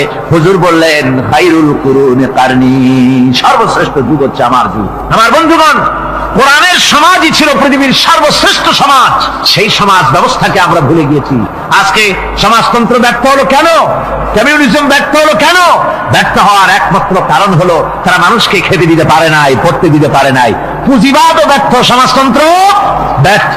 আসলে ওরা বলেছে আমরা সবাইকে সমান করে দেব, খাইতে দেব, পড়তে দেব, কাপড় দেব, চোপড় দেব, ওষুধ দেব, তোমাদের মৌলিক অধিকার, মৌলিক প্রয়োজন মিটাবো, এগুলি সব তারা বলেছে। কিন্তু মৌলিক প্রয়োজন মিটাতে পারে নাই। 70 বছর যেতে পারল না, বিদায় হয়ে গিয়েছে। মৌলিক প্রয়োজন মিটাতে পারে শুধুমাত্র কোরআন। কে মিটাতে পারে? জোরে বলেন, কে পারে? কোরআন পারে মানুষের মৌলিক প্রয়োজন মিটাতে। তাই এই কোরআনে কারীমকে আল্লাহ রাব্বুল আলামিন অবতীর্ণ করলেন, আর কোরআন দিয়ে রাসূল পাক সাল্লাল্লাহু আলাইহি ওয়াসাল্লাম একটা সমাজ তৈরি করলেন। এমন সমাজ যেখানে রাষ্ট্রপ্রধানের পেট ফুলে উঠলো না খাইয়া, রাষ্ট্রপ্রধানের বিরাট বিল্ডিং উঠলো না, বিদেশে টাকা জমা হলো না। আজকে আমরা দেখি পৃথিবীতে কত জায়গায় রাষ্ট্রপ্রধান নিজের ছেলেবেলে নাই, হাওলাত করা ছেলে একটা, তাও যদি এত টাকা পয়সা বিদেশে জমা করে, তাহলে মানুষেরা মন্তব্য করে যদি নিজের ছেলে থাকতো তাহলে তো গোটা বাংলাদেশ বিদেশি ব্যাংকে জমা দিয়ে দিত। ইসলাম পৃথিবীতে এসেছে মানুষকে এমন এক শান্তির বিধান দিতে। রাষ্ট্রপ্রধান মুহাম্মদ রাসূলুল্লাহ সাল্লাল্লাহু আলাইহি ওয়াসাল্লাম মানুষ খাবার পেয়েছে, দরজা খুলে ঘুমাবার সুযোগ পেয়েছে। আজ হযরত আবু হুরায়রা রাদিয়াল্লাহু তাআলা আনহু বলেন, আমি রাসূলুল্লাহর কাছে গেলাম, হুজুরকে গিয়ে সালাম করলাম। আল্লাহর নবী সালামের জবাব দিলেন, কিন্তু দেখতে পেলাম মুখ নড়ে, আওয়াজ বেরোলো না। কারণ কি? কাছে গিয়ে দেখি নবীজি ক্ষুধার যন্ত্রণায় কথা বলতেছেন, আওয়াজ বেরোতেছে না। এত ক্ষুধা লেগেছে আল্লাহর নবীর। 2-4 দিন চলে গেছে, খাবার নাই। রাসূলুল্লাহ সমস্ত গনিমতের মাল, যাকাত সদকার মালগুলি, খাদ্য দ্রব্যগুলি দুহাতে বিতরণ করেছেন। নিজের পেটে খাবার নাই, মানুষকে দিতেছেন। দিতে দিতে এশার নামাজ পড়ে নবীজি ঘরের মধ্যে প্রবেশ করে হযরত আয়েশা সিদ্দিকা রাদিয়াল্লাহু তাআলা আনহাকে ডেকে বলেন, আয়েশা রে, সারাদিন কষ্ট করেছি, দারুণ ক্ষুধা লেগেছে, তাড়াতাড়ি করে কিছু খাবার আমারে এনে দাও। হযরত আয়েশা হুজুরের ক্ষুধার্ত শ্রান্ত ক্লান্ত চেহারার দিকে তাকাইয়া হযরত আয়েশা কেঁদে ফেলেছেন। হযরত মা আয়েশা কাঁদেন আর বলেন, ইয়া রাসূলুল্লাহ, হে আল্লাহর নামের কসম, টাকা দিয়া খোটা দিল না, মনেও কষ্ট দিল না, তাদের জন্য পুরস্কারটা কি শুনুন। আল্লাহ পাক বলেন, পুরস্কার হচ্ছে লাহুম আজরুহুম ইনদা রাব্বিহিম ওয়ালা খাউফুন আলাইহিম ওয়ালা হুম ইয়াহজানুন। ওদের জন্য তার পরওয়ারদিগারের কাছে রয়েছে বিরাট পুরস্কার, আজরে আজিম। এদের জন্য কোনো ভয় নাই, কোনো চিন্তাও নাই, কিয়ামতে ডাইরেক্ট জান্নাতে চলে যাবে। সুবহানাল্লাহ। দানের এত ফজিলত যা ভাই আমি বলে শেষ করতে পারবো না। এত ফজিলত আল্লাহ দানের মধ্যে রেখেছেন। ত্যাগেই তো শান্তি, ভোগে শান্তি নাই। মজা কিসে? জোরে কন্যা, মজা কিসে? ত্যাগের ভিতরেই মজা। আল্লাহ পাক বলছেন, ইয়া আইয়ুহাল্লাযীনা আমানু আনফিকু মিন তাইয়্যিবাতি মা কাসাবতুম ওয়া মিম্মা আখরাজনা লাকুম মিনাল আরদ। তোমরা যে উপার্জন করেছো, সেই উপার্জনে তোমাদের জন্য যা উপার্জন করেছো তাই, আর মাটি থেকে আমি যা তোমাদের জন্য দিয়েছি তার থেকে ভালো জিনিস, ভালো ভালো জিনিস আমার রাস্তায় খরচ করো। এটা কার অর্ডার? আল্লাহর অর্ডার। খরচ করবেন কি? আল্লাহ পাক বলছেন, ওয়ায়াসআলুনাকা মাযা ইউনফিকুনা কুলিল আফওয়া। নবী, আপনাকে প্রশ্ন করা হয় কি খরচ করব? আপনি বলুন প্রয়োজনের অতিরিক্ত জিনিস যেটা আছে সেটাই আল্লাহর জন্য খরচ করে দাও। তোমার প্রয়োজন যখন মিটে গেছে, ব্যাংকের মধ্যে অসংখ্য টাকা জমা রাখা খালি গুনতেছে বসে বসে, তা না করে অভাবগ্রস্ত মানুষদের প্রয়োজন মিটাও। খরচ করার ভিতরে আর খরচ না করার ভিতরে ভারসাম্য রক্ষা করতে হবে। ولا تجعل يدك مغلولة إلى عنقك ولا تبسطها كل البسط فتقعد ملوما محسورا। তোমাদের ডানের হাত গুটায় একেবারে গলার সাথে বেঁধে রেখো না, আবার এমন বেশি ছেড়েও দিও না, কারণ এর ফলে তোমাকে অনুতপ্ত হওয়া লাগতে পারে, কার্পণ্যতাও না হয় আর দিন জমের মতো দিয়ে সব ফতুরু না হয়ে যাও। দুটোর মধ্যে ব্যালেন্স হতে হবে। সাধারণ দান সাদকা কাদেরকে দিবেন, উপযুক্ত পাত্র কারা, তার একটা লিস্ট আল্লাহ দিচ্ছেন। وبالوالدين إحسانا وبذي القربى واليتامى والمساكين والجار ذي القربى। নিজের পিতামাতা, নিকট আত্মীয়, ইয়াতীম, মিসকিন এবং আত্মীয় প্রতিবেশী তাদেরকে দিবে। আমি কিন্তু এখন যাকাতের কথা বলছি না, মা বাপকে যাকাত দেওয়া যাবে না। এটা হচ্ছে দান, সহযোগিতা করা, ইহসান করা। এই ইহসান মা বাপকে, প্রতিবেশী আত্মীয় যারা, মিসকিন যারা, এতিম যারা, অনাত্মীয় প্রতিবেশী যারা, চলার সাথী, প্রবাসী এবং নিজের চাকর চাকরানি যা কিছু আছে, এই সকলকেই এই সাহায্য করতে হবে, একথা আল্লাহ বলে দিয়েছেন। এবং আমরা যে আয়াত আলোচনা করতেছি সে আয়াতের ভিতরেও এই ফেরেশতা আল্লাহ পাক বলে দিয়েছেন। আল্লাহর রাস্তায় যারা দান করবে তাদের সম্পর্কে আল্লাহ বলছেন এখন, মাসালুল লাযীনা ইউনফিকুনা আমওয়ালাহুম ফি সাবিলিল্লাহি কামাসালি হাব্বা। আল্লাহর রাস্তায় খরচ করা এর দৃষ্টান্ত হলো একটা দানার মতো, যেই দানাটা থেকে 7টা ডাল বেরিয়ে গেল। ফি কুল্লি সুমবালাতিন মিআতু হাব্বা, একটা দানা থেকে 7টা ডাল বেরোলো, এক একটা ডালে 100 করে দানা হলো, সব মিলাইয়া 700 দানা হয়ে গেল। ওয়াল্লাহু ইউদাইফু লিমান ইয়াশা ওয়াল্লাহু ওয়াসিউন আলীম। আল্লাহ পাক বলেন, এই পৃথিবীতে একটা দানায় 700 দানা যে আল্লাহ রাব্বুল আলামিন তোমার হাতে ধরায় দিলেন, সে আল্লাহ পাকের ব্যাংকে যদি টাকা জমা রাখো, আল্লাহর রাস্তায় যদি খরচ করো, 700 গুণ বাড়ায় আল্লাহ তোমার হাতে ধরাইয়া দিবেন। আল্লাহু ইউদাইফু লিমান ইয়াশা, আর আল্লাহ ইচ্ছে করলে এর থেকেও বেশি তোমাকে দান করবেন। সুবহানাল্লাহ, কোন জোরে। আর এই দান করতে হবে মরার আগে। কোন সময় দেবেন কোন? আমার দেশে বহু মুসলমান আছে যারা বলে, হুজুর আসি আপনাদের পিছনে, যা বলেন আসি, জীবন দিয়া দেব। এরা খুব চালাক, জীবন দিতে চায়, মাল দিতে চায় না। আল্লাহ তো আগে জীবন চায় নাই, আল্লাহ আগে কি চেয়েছেন? আল্লাহ আগে কি চেয়েছেন? আল্লাহ চেয়েছেন মাল। وَتُجَاهِدُونَ فِي سَبِيلِ اللَّهِ بِأَمْوَالِكُمْ وَأَنفُسِكُمْ। আল্লাহ পাক বলেন, জিহাদ করো আমার রাস্তায় মাল দিয়ে আর জান দিয়ে। মাল দাও আগে, মাল না দিয়া যদি আগে মরে যাও, মালটা তো থেকেই গেল। সুতরাং মাল আগে আমার রাস্তায় দাও। দেবা কখন? মরার আগে দাও। وَأَنفِقُوا مِمَّا رَزَقْنَاكُم مِّن قَبْلِ أَن يَأْتِيَ أَحَدَكُمُ الْمَوْتُ। আমার রাস্তায় খরচ করো মৃত্যু আসার আগে। فَيَقُولَ رَبِّ لَوْلَا أَخَّرْتَنِي إِلَى أَجَلٍ قَرِيبٍ। যদি মরার আগে না দাও, মৃত্যুর সময়, মৃত্যু যখন এসে গেল, সেই সময় যদি বলো, অনুশোচনা যদি করো, আহারে যদি আমি সময় পাইতাম, একটু খানিক যদি সময় দিতে, আল্লাহ একটু সময় আমারে যদি দাও, ফাসাদদাকা ওয়া আকুম মিনাস সালিহিন। দান সদকা করব, সব আল্লাহর রাস্তায় দিয়ে দেব, আর আমি সালেহ বান্দাদের মধ্যে শামিল হয়ে যাব। আল্লাহ একটু সময় আমারে দাও। আল্লাহ পাক বলছেন, ওয়ালা ইউআখিরাল্লাহু নাফসান ইযা জাআ আজালুহা আল্লাহু খাবীরুম বিমা তা'মালুন।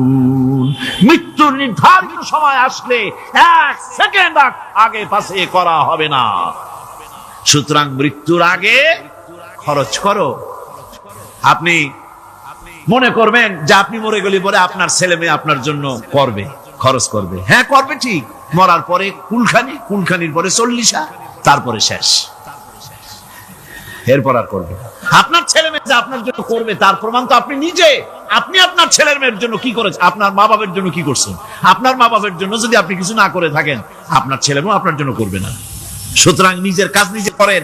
আপনার পিঠ যদি চুলকায় আর নাতিরে যদি বলেন নাতি পিঠটা চুলকায় দাও, সে যে জায়গায় চুলকাবে আপনি করবেন উত্তর দিকে, সে উত্তর দিকে, দক্ষিণ দিকে, উপরে নিচে, পিঠে, পাশার কাছে যে জায়গায় আঙুল দেবে আপনি করবেন ওখানে না, আবার আরেকটু উপরে দাও, আরেকটু পাশে দাও, জায়গা মতো পড়বেই না। আর কষ্ট করে নিজের হাতটা যদি পৌঁছাইতে পারেন জায়গা মতো পড়ে, একবার চুলকানি মারলেই চুলকানি শেষ, ঠিক কিনা? সুতরাং আপনি অন্যের উপরে ভরসা না করে নিজের খরচ নিজেই করে যান, নিজের কাজ নিজে করে যান, আল্লাহর রাস্তায় খরচ করে যান, বেশি পরিমাণে খরচ করেন। যত খরচ করবেন আল্লাহ রাব্বুল আলামিন রাজি হয়ে যাবে। কোন সুবহানাল্লাহ। মা বলছে বাবা আমার কাছে কি চাও? ছেলে বলছে মা আমি চলে যেতে চাই মদিনায়, আল্লাহর নবী মুহাম্মদুর রাসূলুল্লাহ সাল্লাল্লাহু আলাইহি ওয়াসাল্লামের দরবারে চলে যেতে চাই, আমি একটু বস্ত্র চাই। মা একটা পুরানা কম্বল তার হাতে দিয়ে দিলেন। আব্দুল উজ্জা কম্বলটাকে ছিঁড়ে এক টুকরা কোন রকম হাঁটুর উপরে জড়ায় নিলেন, আর এক টুকরা গায়ে দিয়ে নিলেন। আব্দুল উজ্জা আবার বহু কষ্ট করে মরুভূমি পাড়ি দিয়ে মদিনা মুনাওয়ারায় চলে গিয়ে বাবি জিবরিল থেকে ঢুকে আসহাবে সুফফার চবুতরার সামনে বসে আছেন, ছেঁড়া কম্বল পরা। এবার বিশ্ব নবী দুনিয়া আখিরাতের বাদশা জনাবে মুহাম্মদ রাসূলুল্লাহ সাল্লাল্লাহু আলাইহি ওয়াসাল্লাম যখন মসজিদের নিজের ঘরের থেকে দরজা খুলে বেরিয়েছেন, দেখেন এক যুবক বসা, একটা আধাটা কম্বল পরা, হাঁটুর উপরে কোন রকম করে রানটা লজ্জাস্থানটা ঢাকার, গায়ে একটা ছেঁড়া কম্বল। তার এই অবস্থা দেখে হুজুর জিজ্ঞেস করেন তুমি কে? যুবক বলছে আমি আব্দুল উজ্জা। ইসলাম কবুল করার জন্য আমার সব ছিল, আমি কম ধনী ছিলাম না, আমার চাচা সব নিয়ে গেছে, সিনায় রেখেছে, আমার লুঙ্গিটাও দেয় নাই। ঘটনা সব তিনি খুলে খুলে বললেন। হুজুর বললেন তোমার নাম আব্দুল উজ্জা নয়, তোমার নাম আব্দুল্লাহ। আব্দুল্লাহ জুলবাজাদাইন তার নাম। হযরত আব্দুল্লাহ জুলবাজাদাইন কি রাসূলুল্লাহ দিয়ে দিলেন, আসহাবে সুফফাদের সাথে মিলাই দিলেন, এখানে থাকুক, খাবার আসতে পরে খাবে। তাদের সব সময় খাবার থাকতো না। আসহাবে সুফফায় তারা থাকতেন যাদের ঘর নাই, বাড়ি নাই, থাকার জায়গা নাই। ক্ষুধার জ্বালায় যখন তারা অতিষ্ঠ হয়ে যেতেন, নবীজি ঘরের থেকে তাহাজ্জুদের জন্য যখন বেরোতেন, ক্ষুধার্ত সাহাবীরা রাসূলের চেহারা দেখার সঙ্গে সঙ্গে ক্ষুধা নিবৃত্ত হয়ে যেত। হযরত রাসূল পাক সাল্লাল্লাহু আলাইহি ওয়াসাল্লাম আব্দুল্লাহকে ওনাদের মধ্যে ভিড়ায় দিলেন। আব্দুল্লাহ এবার কোরআন শরীফ পড়ে। কোরআন শরীফ পড়তে গিয়া চিল্লায় চিল্লায় তিনি পড়েন, আস্তে আস্তে পড়েন না। সাহাবীরা বিরক্ত হয়ে রাসূলের কাছে নালিশ করলেন যে বড় চিল্লায় কোরআন পড়ে, আমাদের নামাজেও ডিস্টার্ব হয়। হুজুর বলেন সাহাবীরা কেউ আব্দুল্লাহর ব্যাপারে কোনো কথা বলবে না, তারে চিল্লাইতে দাও, যেহেতু ঈমানের জন্য তারে বড় মূল্য দিতে হয়েছে। পরনের লুঙ্গিটা পর্যন্ত আনতে পারে নাই, যত খুশি চিৎকার করেছে আল্লাহর কালাম পড়ুক। তাবুকের যুদ্ধ রাসূলুল্লাহ তাবুকের দিকে রওনা করেছেন, 30,000 সৈন্য নিয়ে রওনা করেছেন। ওই জিহাদে মানুষেরা প্রাণ ভরে রাসূলুল্লাহকে সাহায্য করেছেন। মেয়ে লোকেরা নাকের ফুল, কানের দুল, গলার হাল খুলে খুলে রাসূলের কদম মোবারকে দিয়ে দিয়েছে। ধনীরা টাকা পয়সা সব দিয়েছে। হযরত আবু বকর তো যা ছিল সব এনে দিয়েছে, কিছু ছিল না ঘরে। রাসূল রওনা করলেন। প্রতিমধ্যে হযরত আব্দুল্লাহ জুলবাজাদাইন আল্লাহর নবীর খেদমতে হাজির হয়ে বলেন হুজুর সবাই তো সব দিল, আমার কিছুই নাই, কিছু দিতে পারলাম না। হুজুর আপনি আমার জন্য দোয়া করেন, আমি যেন এই তাবুকের ময়দানে কাফেরদের বিরুদ্ধে লড়াই করে যেন শহীদ হয়ে যেতে পারি। মাল দিতে পারি নাই, কিন্তু আল্লাহর জন্য যেন আমার জীবনটা দিয়ে দিতে পারি। ও চট্টগ্রামের যুবকেরা, তরুণেরা, তোমাদের মতো 20 বছরের তরুণ হযরত আব্দুল্লাহ জুলবাজাদাইন শাহাদাতের তামান্না করে রিসালাতে মাহবের কাছে দাঁড়িয়েছে। হুজুর বললেন একটা গাছের বাকল নিয়ে আসো। একজন একটা বাকল নিয়ে এলো। রাসূলুল্লাহ এই বাকলটা আব্দুল্লাহ জুলবাজাদাইনের হাতে লাগাই দিলেন। রাসূলুল্লাহ বললেন আয় আল্লাহ, আমি আব্দুল্লাহর রক্ত কাফেরদের জন্য হারাম করে দিলাম। হযরত আব্দুল্লাহ বলছেন ইয়া রাসূলুল্লাহ আমি চাইছিলাম শহীদ হব, আর আপনি আমার রক্তটা হারাম করে দিলেন কাফেরদের জন্য। আল্লাহ নবী বলেন, আব্দুল্লাহ রে, কোনো চিন্তা করো না, তোমার মৃত্যু যদি জ্বরেও হয়, আল্লাহ রাব্বুল আলামিন তোমার শাহাদাতের দরজা দিয়ে দিবেন। তাবুকের প্রান্তরে চলে গেলেন। কয়েকদিন ওই তাবুকের ময়দানে থাকায় রাসূলের কাছে খবর এলো, আব্দুল্লাহ মারাত্মক জ্বরে আক্রান্ত হয়ে ইন্তেকাল করেছেন। রাসূলুল্লাহ বললেন, আমি জানাজা পড়াবো। হযরতে আব্দুল্লাহর জানাজা হলো গভীর রাত। কবরের ভিতরে একজন দাঁড়ায়া লাশ ধরার জন্য একজন কবরের ভিতরে দাঁড়িয়েছে। দুইজন লোকে লাশ নিয়ে আসতেছে। হযরতে বেলাল আলো উঁচু করে দাঁড়ায় ধরে আছে। অন্ধকার রাত, কবরের ভিতরে একজন দাঁড়ানো, লাশ নিয়ে এসেছে দুজনে। কবরের ভিতরে যিনি দাঁড়ানো, তিনি বলছেন, এই লাশকে, তোমাদের ভাইকে আদবের সাথে কবরে রাখো। কবরের মধ্যে যিনি দাঁড়ানো, তিনি আর কেউ নয়, বিশ্বনবী মুহাম্মদুর রাসূলুল্লাহ সাল্লাল্লাহু আলাইহি ওয়াসাল্লাম। হযরতে রাসূলুল্লাহ বলতেছেন, আবু বকর, ওমর, তোমাদের ভাইকে আদবের সাথে কবরে রাখো, খবরদার বেয়াদবি করো না। কবরের মধ্যে আল্লাহ নবী আব্দুল্লাহ জুলবাদাইনকে নিজ হাতে শোয়ায় দিয়া কবরের উপরে পাথর বিছিয়ে দিয়ে নবীজি বললেন, রব্বুল আলামিন, আজকের এই সন্ধ্যা পর্যন্ত আমি আব্দুল্লাহর প্রতি রাজি ছিলাম, তুমিও আব্দুল্লাহর প্রতি সন্তুষ্ট হয়ে যাও। হযরত ইবনে মাসউদ রাদিয়াল্লাহু তাআলা আনহু বলেন, আমি চিৎকার মেরে কেঁদে কেঁদে বললাম, আল্লাহ, আজকে যদি এই কবরে আব্দুল্লাহ না হয়ে আমি হতাম, আমার কিসমতটা ভালো হয়ে যেত। যুবকেরা, ও তরুণ মুসলমানেরা, তোমরাই রক্তে ইসলাম কায়েম করেছো।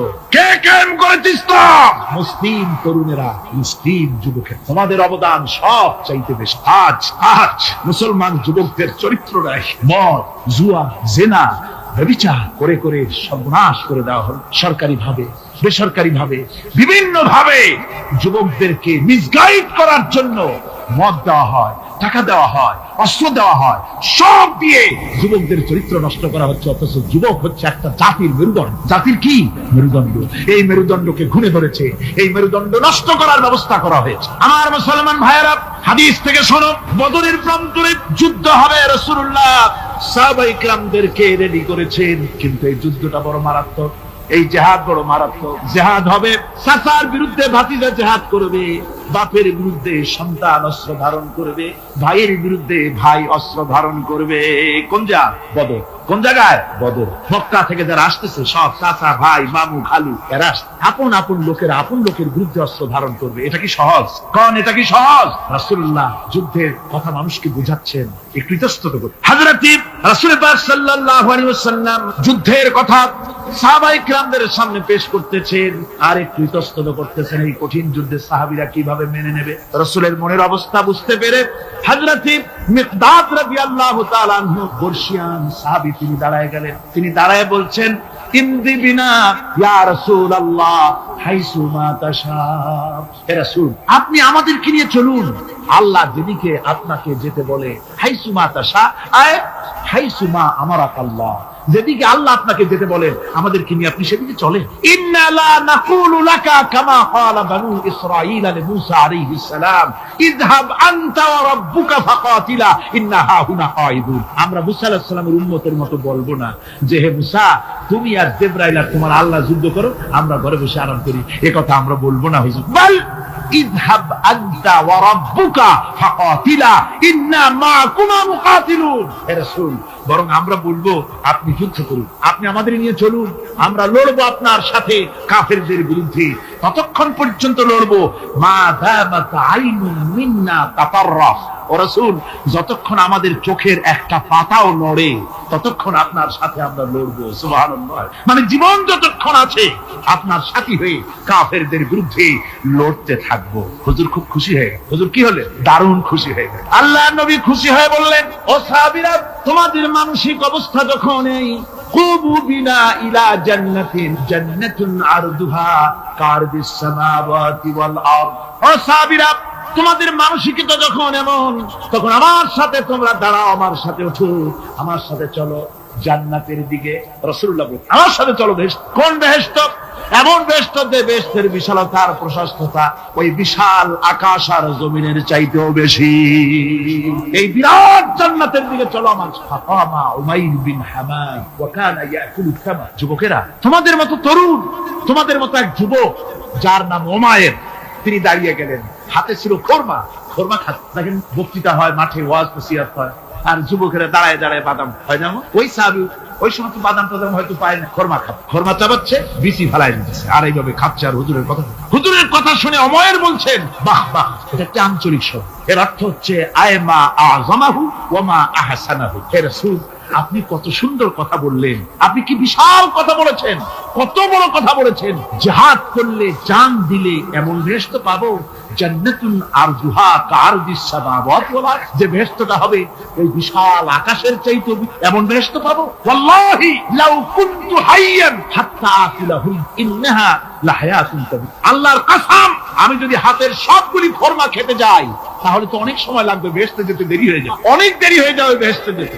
ফারামা বিহিন্না, হাতের সবগুলি খোরমা তিনি ফেলে দিন। ও যুবকেরা, হযরত ওমর তোমার মতো যুবক খোরমা খাওয়া সহ্য করলেন না আল্লাহর জান্নাতে যাওয়ার লোভে। জান্নাতে যেতে দেরি হয়ে যাবে, আল্লাহর সঙ্গে দিদার করতে দেরি হয়ে যাবে, এই মনে করে হাতের খোরমা গুলি ফালাই দিলেন, জিহাদের ময়দানে ঝাঁপায়ে পড়লেন। হাদিস শরীফে এসেছে, ওমায়ের জিহাদ করে বেশ কিছু কাফেরদেরকে নিহত করে নিজেও শহীদ হয়ে গেলেন। রাসূলুল্লাহ বদরের শাহাদাতের জানাজা করার সময় একজন সাহাবী বলে দিলেন, হুজুর, এই সেই ওমায়ের, আপনি যখন বেহেশতের কথা বলছিলেন, খোরমাগুলি খাওয়ার তর সহ্য হয় নাই বেহেশতে যাওয়ার জন্য, এই সেই ওমায়ের। আল্লাহর নবী ওমায়ের কাছে দাঁড়ায় আঙ্গুল দিয়ে তার শরীরের দিকে দেখায় বললেন, ইন্নাকা মিন আহলিহা। ও যুবক, যেই বেহেশতের জন্য খোরমা খাওয়ার সময় তুমি পাও নাই, আমি নবী সাক্ষী দিচ্ছি, তুমি অবশ্যই সেই বেহেশতের অধিবাসী, ওই বেহেশত তোমার জন্য। সুবহানাল্লাহ। আমার ভাইরা, কিয়ামতের দিন এই জান্নাত আল্লাহ রাব্বুল আলামিন দান করবেন ওই সব লোকদের জন্য যারা জান দিবে, মাল দিবে, রক্ত দিবে আল্লাহ দ্বীনের জন্য। কিসের জন্য? আল্লাহ দ্বীন কায়েমের জন্য। যারা জান মা লক্ষ করে দেবে, জীবনকে উৎসর্গ করে দেবে, তাদের জন্য আল্লাহ পাক এই বিরাট নিয়ামত রেখেছেন। তরুণদের বলতে চাই, যুবকদের বলতে চাই, আর বাতিলের পেছনে ঘুরো না, আর তোমার ওই সব নেতাদের পেছনে ঘুরো না যারা নিজেরাও নামাজ পড়ে না, তোমাকেও নামাজের কথা বলে। ওরা নিজেরা মিথ্যা কথা কয়, তোমরা টের পাও না? কি বলেন, টের পাওয়া যায় না? মারামারি করে নিজেরা, আর বদনাম দেয় অপরের উপরে। চোখের সামনে যারা এরকম পারে, চোখের সামনে যারা এরকম পারে, তাহলে রাত দিন 24 ঘন্টা তাদের আমলটা কেমন? এদের পেছনে ঘুরে কোনো লাভ নাই। কোনো লাভ আছে? হ্যাঁ, একটা লাভ আছে। সেই লাভটা হচ্ছে টাটকা কিছু সুখ পেতে পারে, কিছু মদের টাকা, কিছু হোটেলের টাকা, কিছু পরের মেয়ে নিয়ে ঘোরার টাকা, কিছু ভ্রমণের টাকা, কিছু অস্ত্রপাতি, ত্রাস সৃষ্টি করা। আর ত্রাস সৃষ্টি করবা, কয়টা অস্ত্রের মালিক হইছো? যুবক, তরুণ, বিপদগামী তরুণদের বলবো, সরকার অননুমোদিত অস্ত্র যাদের কাছে আছে, শুনে রাখ, এই অস্ত্র কাউকে ক্ষমা করে, এই অস্ত্র কাউকে ক্ষমা করে না। সাপ পোষার মতো, যে সাপ তুমি দুধ কলা দিয়ে পোষো, ওই সাপ তোমাকে আবার দংশন করবে। ওঝা মরে না মরে না, সাপ খেলা যারা দেখায় তারা মরে কিনা, ওই সাপেই তাকে কাটে। সুতরাং গভর্নমেন্ট অনুমোদিত অস্ত্র তোমার কাছে, পাইপ গান, রিভলভার, স্টেন গান, এলএমজি, আদমজি, কত রকমের অস্ত্রপাতি যুবকদের কাছে। ঘুম নাই, সারা রাত অস্ত্র থাকে কাছে, আর কি কি লাল পানি খাইয়া চোখ দুইটা থাকে এত বড় বড়, দেখলেও ভয় করে। মাথায় ভাল্লুকের মতো মানুষ মারো তোমরা, মানুষ মারো। আহা, যারে মারলা একটুখানি হিউম্যান বিবেক দিয়ে চিন্তা করো। যাকে মেরেছ ওই রাত্রে তার বাড়ির কাছে যাও, ওই রাত্রে গোপনে তার বাড়ির কাছে গিয়ে দেখো তার মা কিভাবে তার সন্তানের জন্য কাঁদতেছে, মায়ের কোলটা খালি হয়েছে বলে কিভাবে কাঁদতেছে, তার বাবা কিভাবে কাঁদতেছে, তার বউ থাকলে কিভাবে ছটফট করতেছে, তার কলিজার টুকরা সন্তান থাকলে কিভাবে আব্বা আব্বা বলে কাঁদতেছে। যারে গুলি করে মেরেছো, একবার বাড়ির কাছে গিয়ে কান পাচা শোনো। মনে রাখো যুবক, সন্ত্রাসীরা, শুনে রাখো, অস্ত্র দিয়া মানুষকে যারা মেরেছো, আল্লাহর কসম করে বলি, যেভাবে মেরেছো ওইভাবে তোমাকেও নিহত হতে হবে, কোনো সন্দেহ নাই। বাড়িতে গিয়ে ডায়েরিতে লিখে রাখো আমার কথা। থামুন, বাড়িতে গিয়ে ডায়েরিতে লিখে রাখো, ডায়েরিতে লিখে রাখো। যদি তুমি কাউকে হত্যা করে তার বউকে যদি বিধবা বানায়, তোমার বউ বিধবা হবেই। তুমি যদি কারো ছেলেকে এতিম বানায় থাকো, তোমার ছেলেকে আল্লাহ এতিম বানায় রাস্তায় ভিক্ষা করায় ছাড়বে। তুমি যদি কারো বাপকে মাকে কাঁদায় থাকো, আল্লাহ রাব্বুল আলামিন তোমার মা বাপকে কাঁদাবে। তুমি যদি বেয়নটের খোঁচা দিয়া, ড্যাগারের খোঁচা দিয়া একটা মানুষকে যদি বুক ফেলে থাকো, তোমার বুকটা ঝাঁঝরা করে দেওয়ার মতো অস্ত্র আল্লাহ তৈরি করে রেখেছে। বিশ্বাস করো, বিশ্বাস করো। অননুমোদিত অস্ত্র থানায় জমা দিয়ে দাও, মসজিদে ঢোকো, নামাজ পড়ো, চরিত্রবান হয়ে যাও। তোমাদের প্রতি আমার উদাত্ত দাওয়াত, আমার বুক ভরা দরদ। তোমাদের বিরুদ্ধে আমাদের কোনো বিদ্বেষ নাই, হিংসা নাই, আছে কলিজা বড় ধরদ। দেখতে পাচ্ছি জাহান্নামের দিকে যাচ্ছে। এই পথটা কোন দিকের পথ? যারা বলেন কোথার পথ? ওই নেতাদের পিছনে আর চলো না, তওবা করো। ওই নেতাদের পিছনে আর যাবে না যারা তোমাদেরকে টাকা দেয় আর অস্ত্র দেয়, যারা তোমাদেরকে মদ দেয় আর নারী দেয়, ওদের পিছনে আর চলবে না। ওয়াদা করো। যুবকরা কি পারবে ওয়াদা করতে? ওই সব নেতাদের পিছনে জীবনে আর যাবে না। ওয়াদা করতে পারো? হাত উঁচু করে দেখাও যুবকেরা।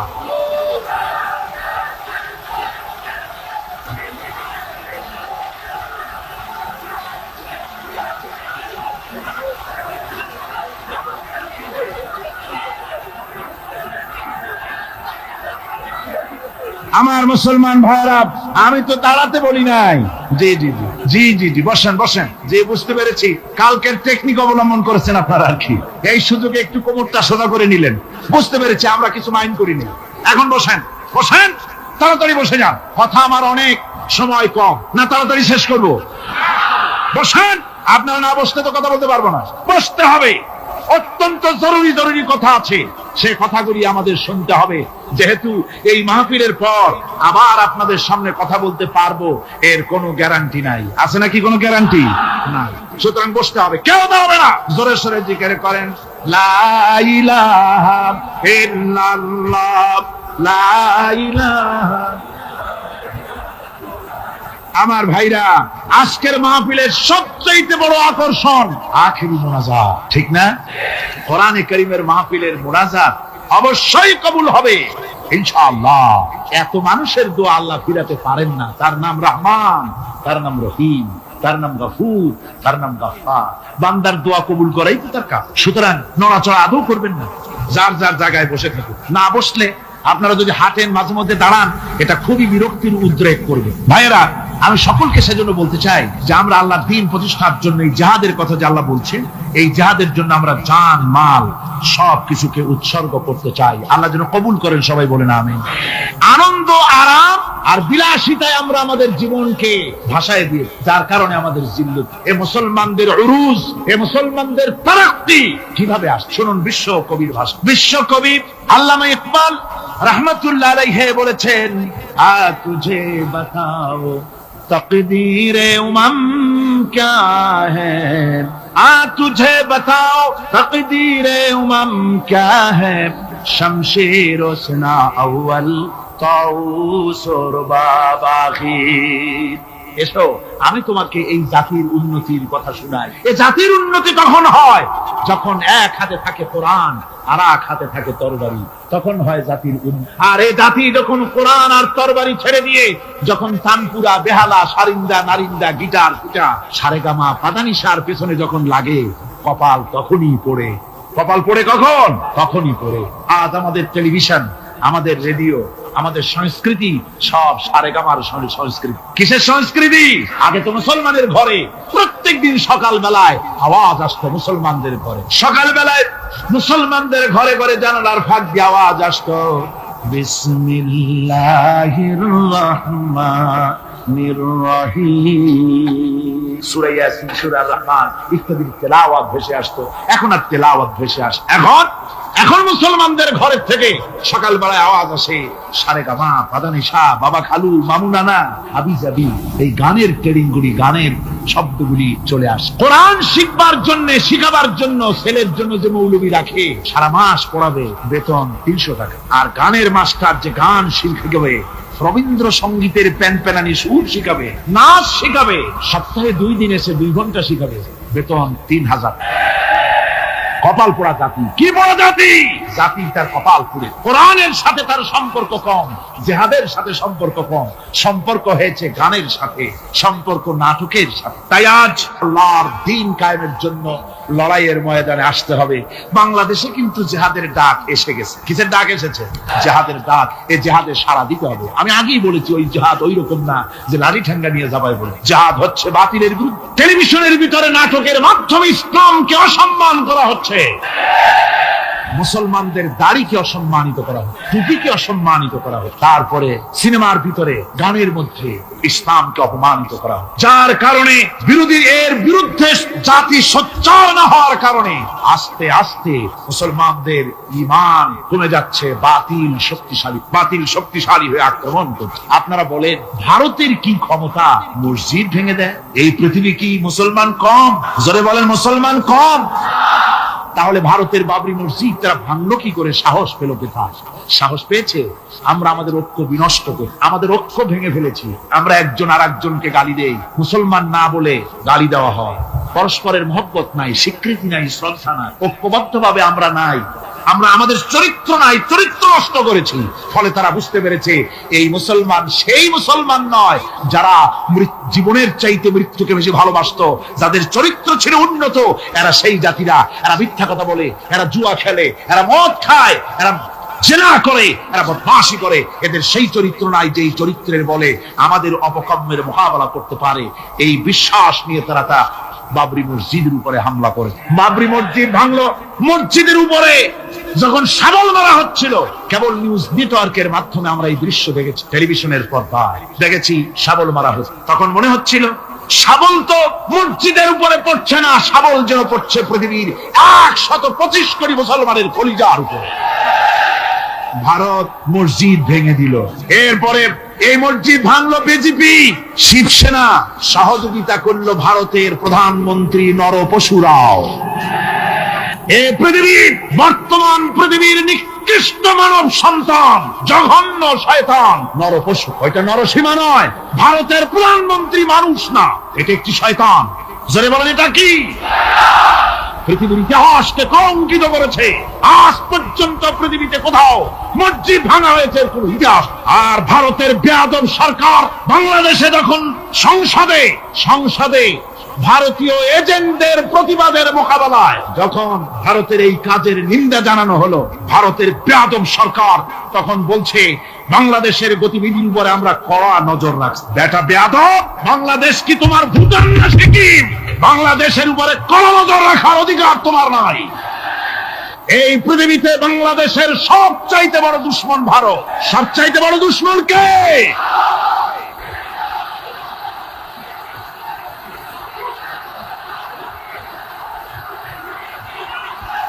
আমার মুসলমান ভাইয়েরা, ভারতের জনগণের সাথে আমাদের কোনো বিদ্বেষ নাই, ভারতের জনগণের সাথে আমাদের কোনো শত্রুতা নাই, ঠিক কিনা? আমাদের দুশ্মনী নরপশুর সাথে। তুমি একটা সরকার, তোমার হাতে রয়েছে সেনাবাহিনী, তোমার সাথে বিএসএফ, তোমার হাতে ল্যান্ড ফোর্স, এয়ার ফোর্স, সব বাহিনী তোমার হাতে। মসজিদ ভাঙে চোখের সামনে, তোমার বাহিনীর লোকেরা অস্ত্র নিয়ে দাঁড়িয়ে থাকে, একটা ফাঁকা গুলিও করলো না। করছে একটা ফাঁকা গুলি? মুসলমানেরা প্রতিবাদ করলো, সেই প্রতিবাদের মুখে মুসলমানদেরকে গুলি করে মারা হলো। কারফিউ দিয়ে পুলিশেরা মুসলমানদের ঘরে ঢুকে মুসলমানদেরকে বের করে এনে বেয়নেট চার্জ করে শহীদ করে। দিল্লি, মিরাট, দিল্লিতে, মিরাটে, কলকাতায়, বোম্বে, মাদ্রাস, গোটা ভারতের সাম্প্রদায়িক দাঙ্গা দিয়ে ডুবিয়ে ফেলে মুসলমানেরা আজকে তার সেখানে এতিম অবস্থায় পড়ে আছে। একটা সরকার এই দৃশ্য দেখতে পারে? মানুষের কোনো মর্যাদা তোমার কাছে নাই। আরো বাংলাদেশের উপরে কড়া নজর রাখবা। 1971-এর বাংলাদেশ এখন না, 93 বাংলাদেশ। তোমার গোলামেরা দেশ শাসন করে না, এদেশে 11.5 কোটি মুসলমান বাস করে। আমরা ভারতকে দেখিয়ে দেব ইনশাআল্লাহ, জিহাদের প্রেরণা নিয়ে যদি প্রয়োজন হয় বাংলাদেশের যুদ্ধ যদি করা লাগে ভারতের সাথে, আর যুদ্ধ করা লাগবে। রাসূলুল্লাহর ওয়াদা। কার ওয়াদা? নাসাই শরীফ, ইবনে মাজাহ, এই 76 হাদিসের মধ্যে হযরত আবী হুরায়রা রাদিয়াল্লাহু তাআলা আনহু বর্ণিত হাদিস রয়েছে। বলেছেন 2 শ্রেণীর লোক কিয়ামতের দিন জাহান্নাম থেকে মুক্ত হয়ে যাবে। এক শ্রেণী হচ্ছে যারা ঈসা আলাইহিস সালামের সাথে সাথী হয়ে যারা লড়বে আর শহীদ হবে, কিয়ামতে তারা জান্নাতে যাবে, জাহান্নাম থেকে মুক্ত। আর দ্বিতীয় শ্রেণী, ভারতের সঙ্গে একটা যুদ্ধ হবে, রাসূল বলেছেন হিন্দুস্তানের সঙ্গে একটা লড়াই হবে। ওই লড়াইয়ে যারা শহীদ হবে, রাসূলুল্লাহ বলেছেন কিয়ামতের দিন জাহান্নাম থেকে আল্লাহ মুক্ত করে দিবেন। সেই লড়াই ভারতের সাথে আমাদের হবে। ওই লড়াই যেদিন বাঁধবে, বাংলাদেশের সেনাবাহিনী, air force, land force, police শুধু এরাই যুদ্ধ করবে না, বাংলাদেশের 12 কোটি তৌহিদি জনতা শহীদ তিতুমিরের বাস হাতে নিয়ে ভারতকে পিটিয়ে ঠান্ডা করবে ইনশাআল্লাহ।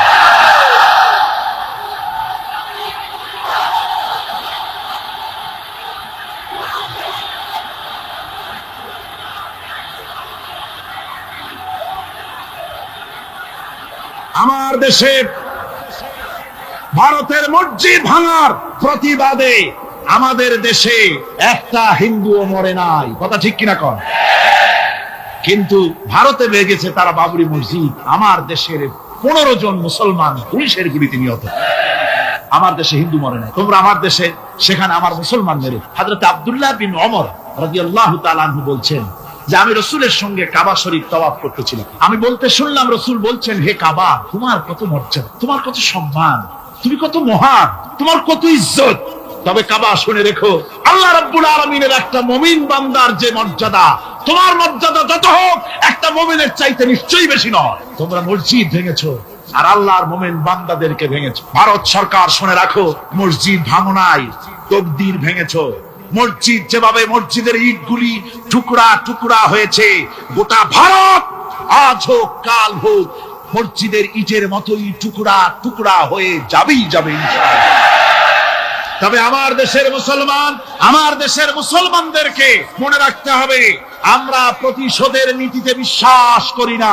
ভারতের বাবরি মসজিদ ভাঙার ব্যাপারে বাংলাদেশের কোনো হিন্দু দায়ী নয়, কথা বুঝতে পেরেছি? আমরা একজনের অপরাধের শাস্তি আর একজনকে দেই না। বাংলাদেশের কোনো হিন্দু ওই ঘটনার জন্য দায়ী নয়। আমাদের দেশে মন্দির 2-4টা ভেঙেছে, আমরা খবর, এই মন্দিরগুলি মুসলমানেরা ভাঙে। এই মন্দিরগুলি ভারতের এজেন্টদের উস্কানিতে হিন্দুরা নিজেরা ভেঙে, মুসলমানেরা ভাঙে। ভারতীয় দালালেরা বাংলাদেশের সারা পৃথিবীতে সাম্প্রদায়িক সম্প্রীতির ভাব মূর্তিকে ক্ষুণ্ণ করার জন্য এই কাজ তারা করেছে। নরসিংদীতে, আর মিয়া থামো না, নরসিংদীতে সেখানে দেখা গেছে গভীর রাত্রে কাপড়ের দোকানদার হিন্দু ঘরের সমস্ত কাপড় চোপড় সরাইয়া নিজের দোকানে আগুন দিতে গিয়েছে, পুলিশ তখন তার ভারতের পা চাটা গোলামেরা হিন্দুদের দিয়ে কাজগুলি করাইছে। কোন মুসলমান মন্দির ভাঙে নাই। বাংলাদেশ গোটা বিশ্বের বুকে সাম্প্রদায়িক সম্প্রীতির সহস্র বছরের উজ্জ্বল দৃষ্টান্ত, আলহামদুলিল্লাহ।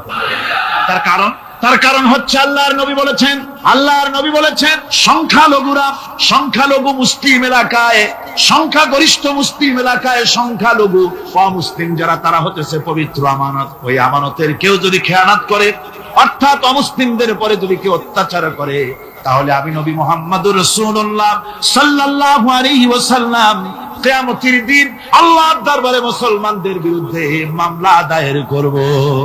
এই জন্য আমরা সবচাইতে পরধর্ম সহিষ্ণু জাত। আমার ভাইয়েরা ভালো করে মনে রাখুন, ভারতের বাবরি মসজিদ সহ এখন তারা আর অন্যান্য মসজিদও ভাঙবার প্ল্যান নিয়েছে, ভাঙতে তাজমহলকেও তারা ভাঙবে, অন্যান্য মসজিদও ভাঙবার পরিকল্পনা নেই। ওরা যদি মসজিদ একটা একটা ভাঙতে ভাঙতে আল্লাহ না করুন সবগুলিও যদি ভাঙে, বাংলাদেশের একটা মন্দিরকে আমরা ভাঙতে দেব না।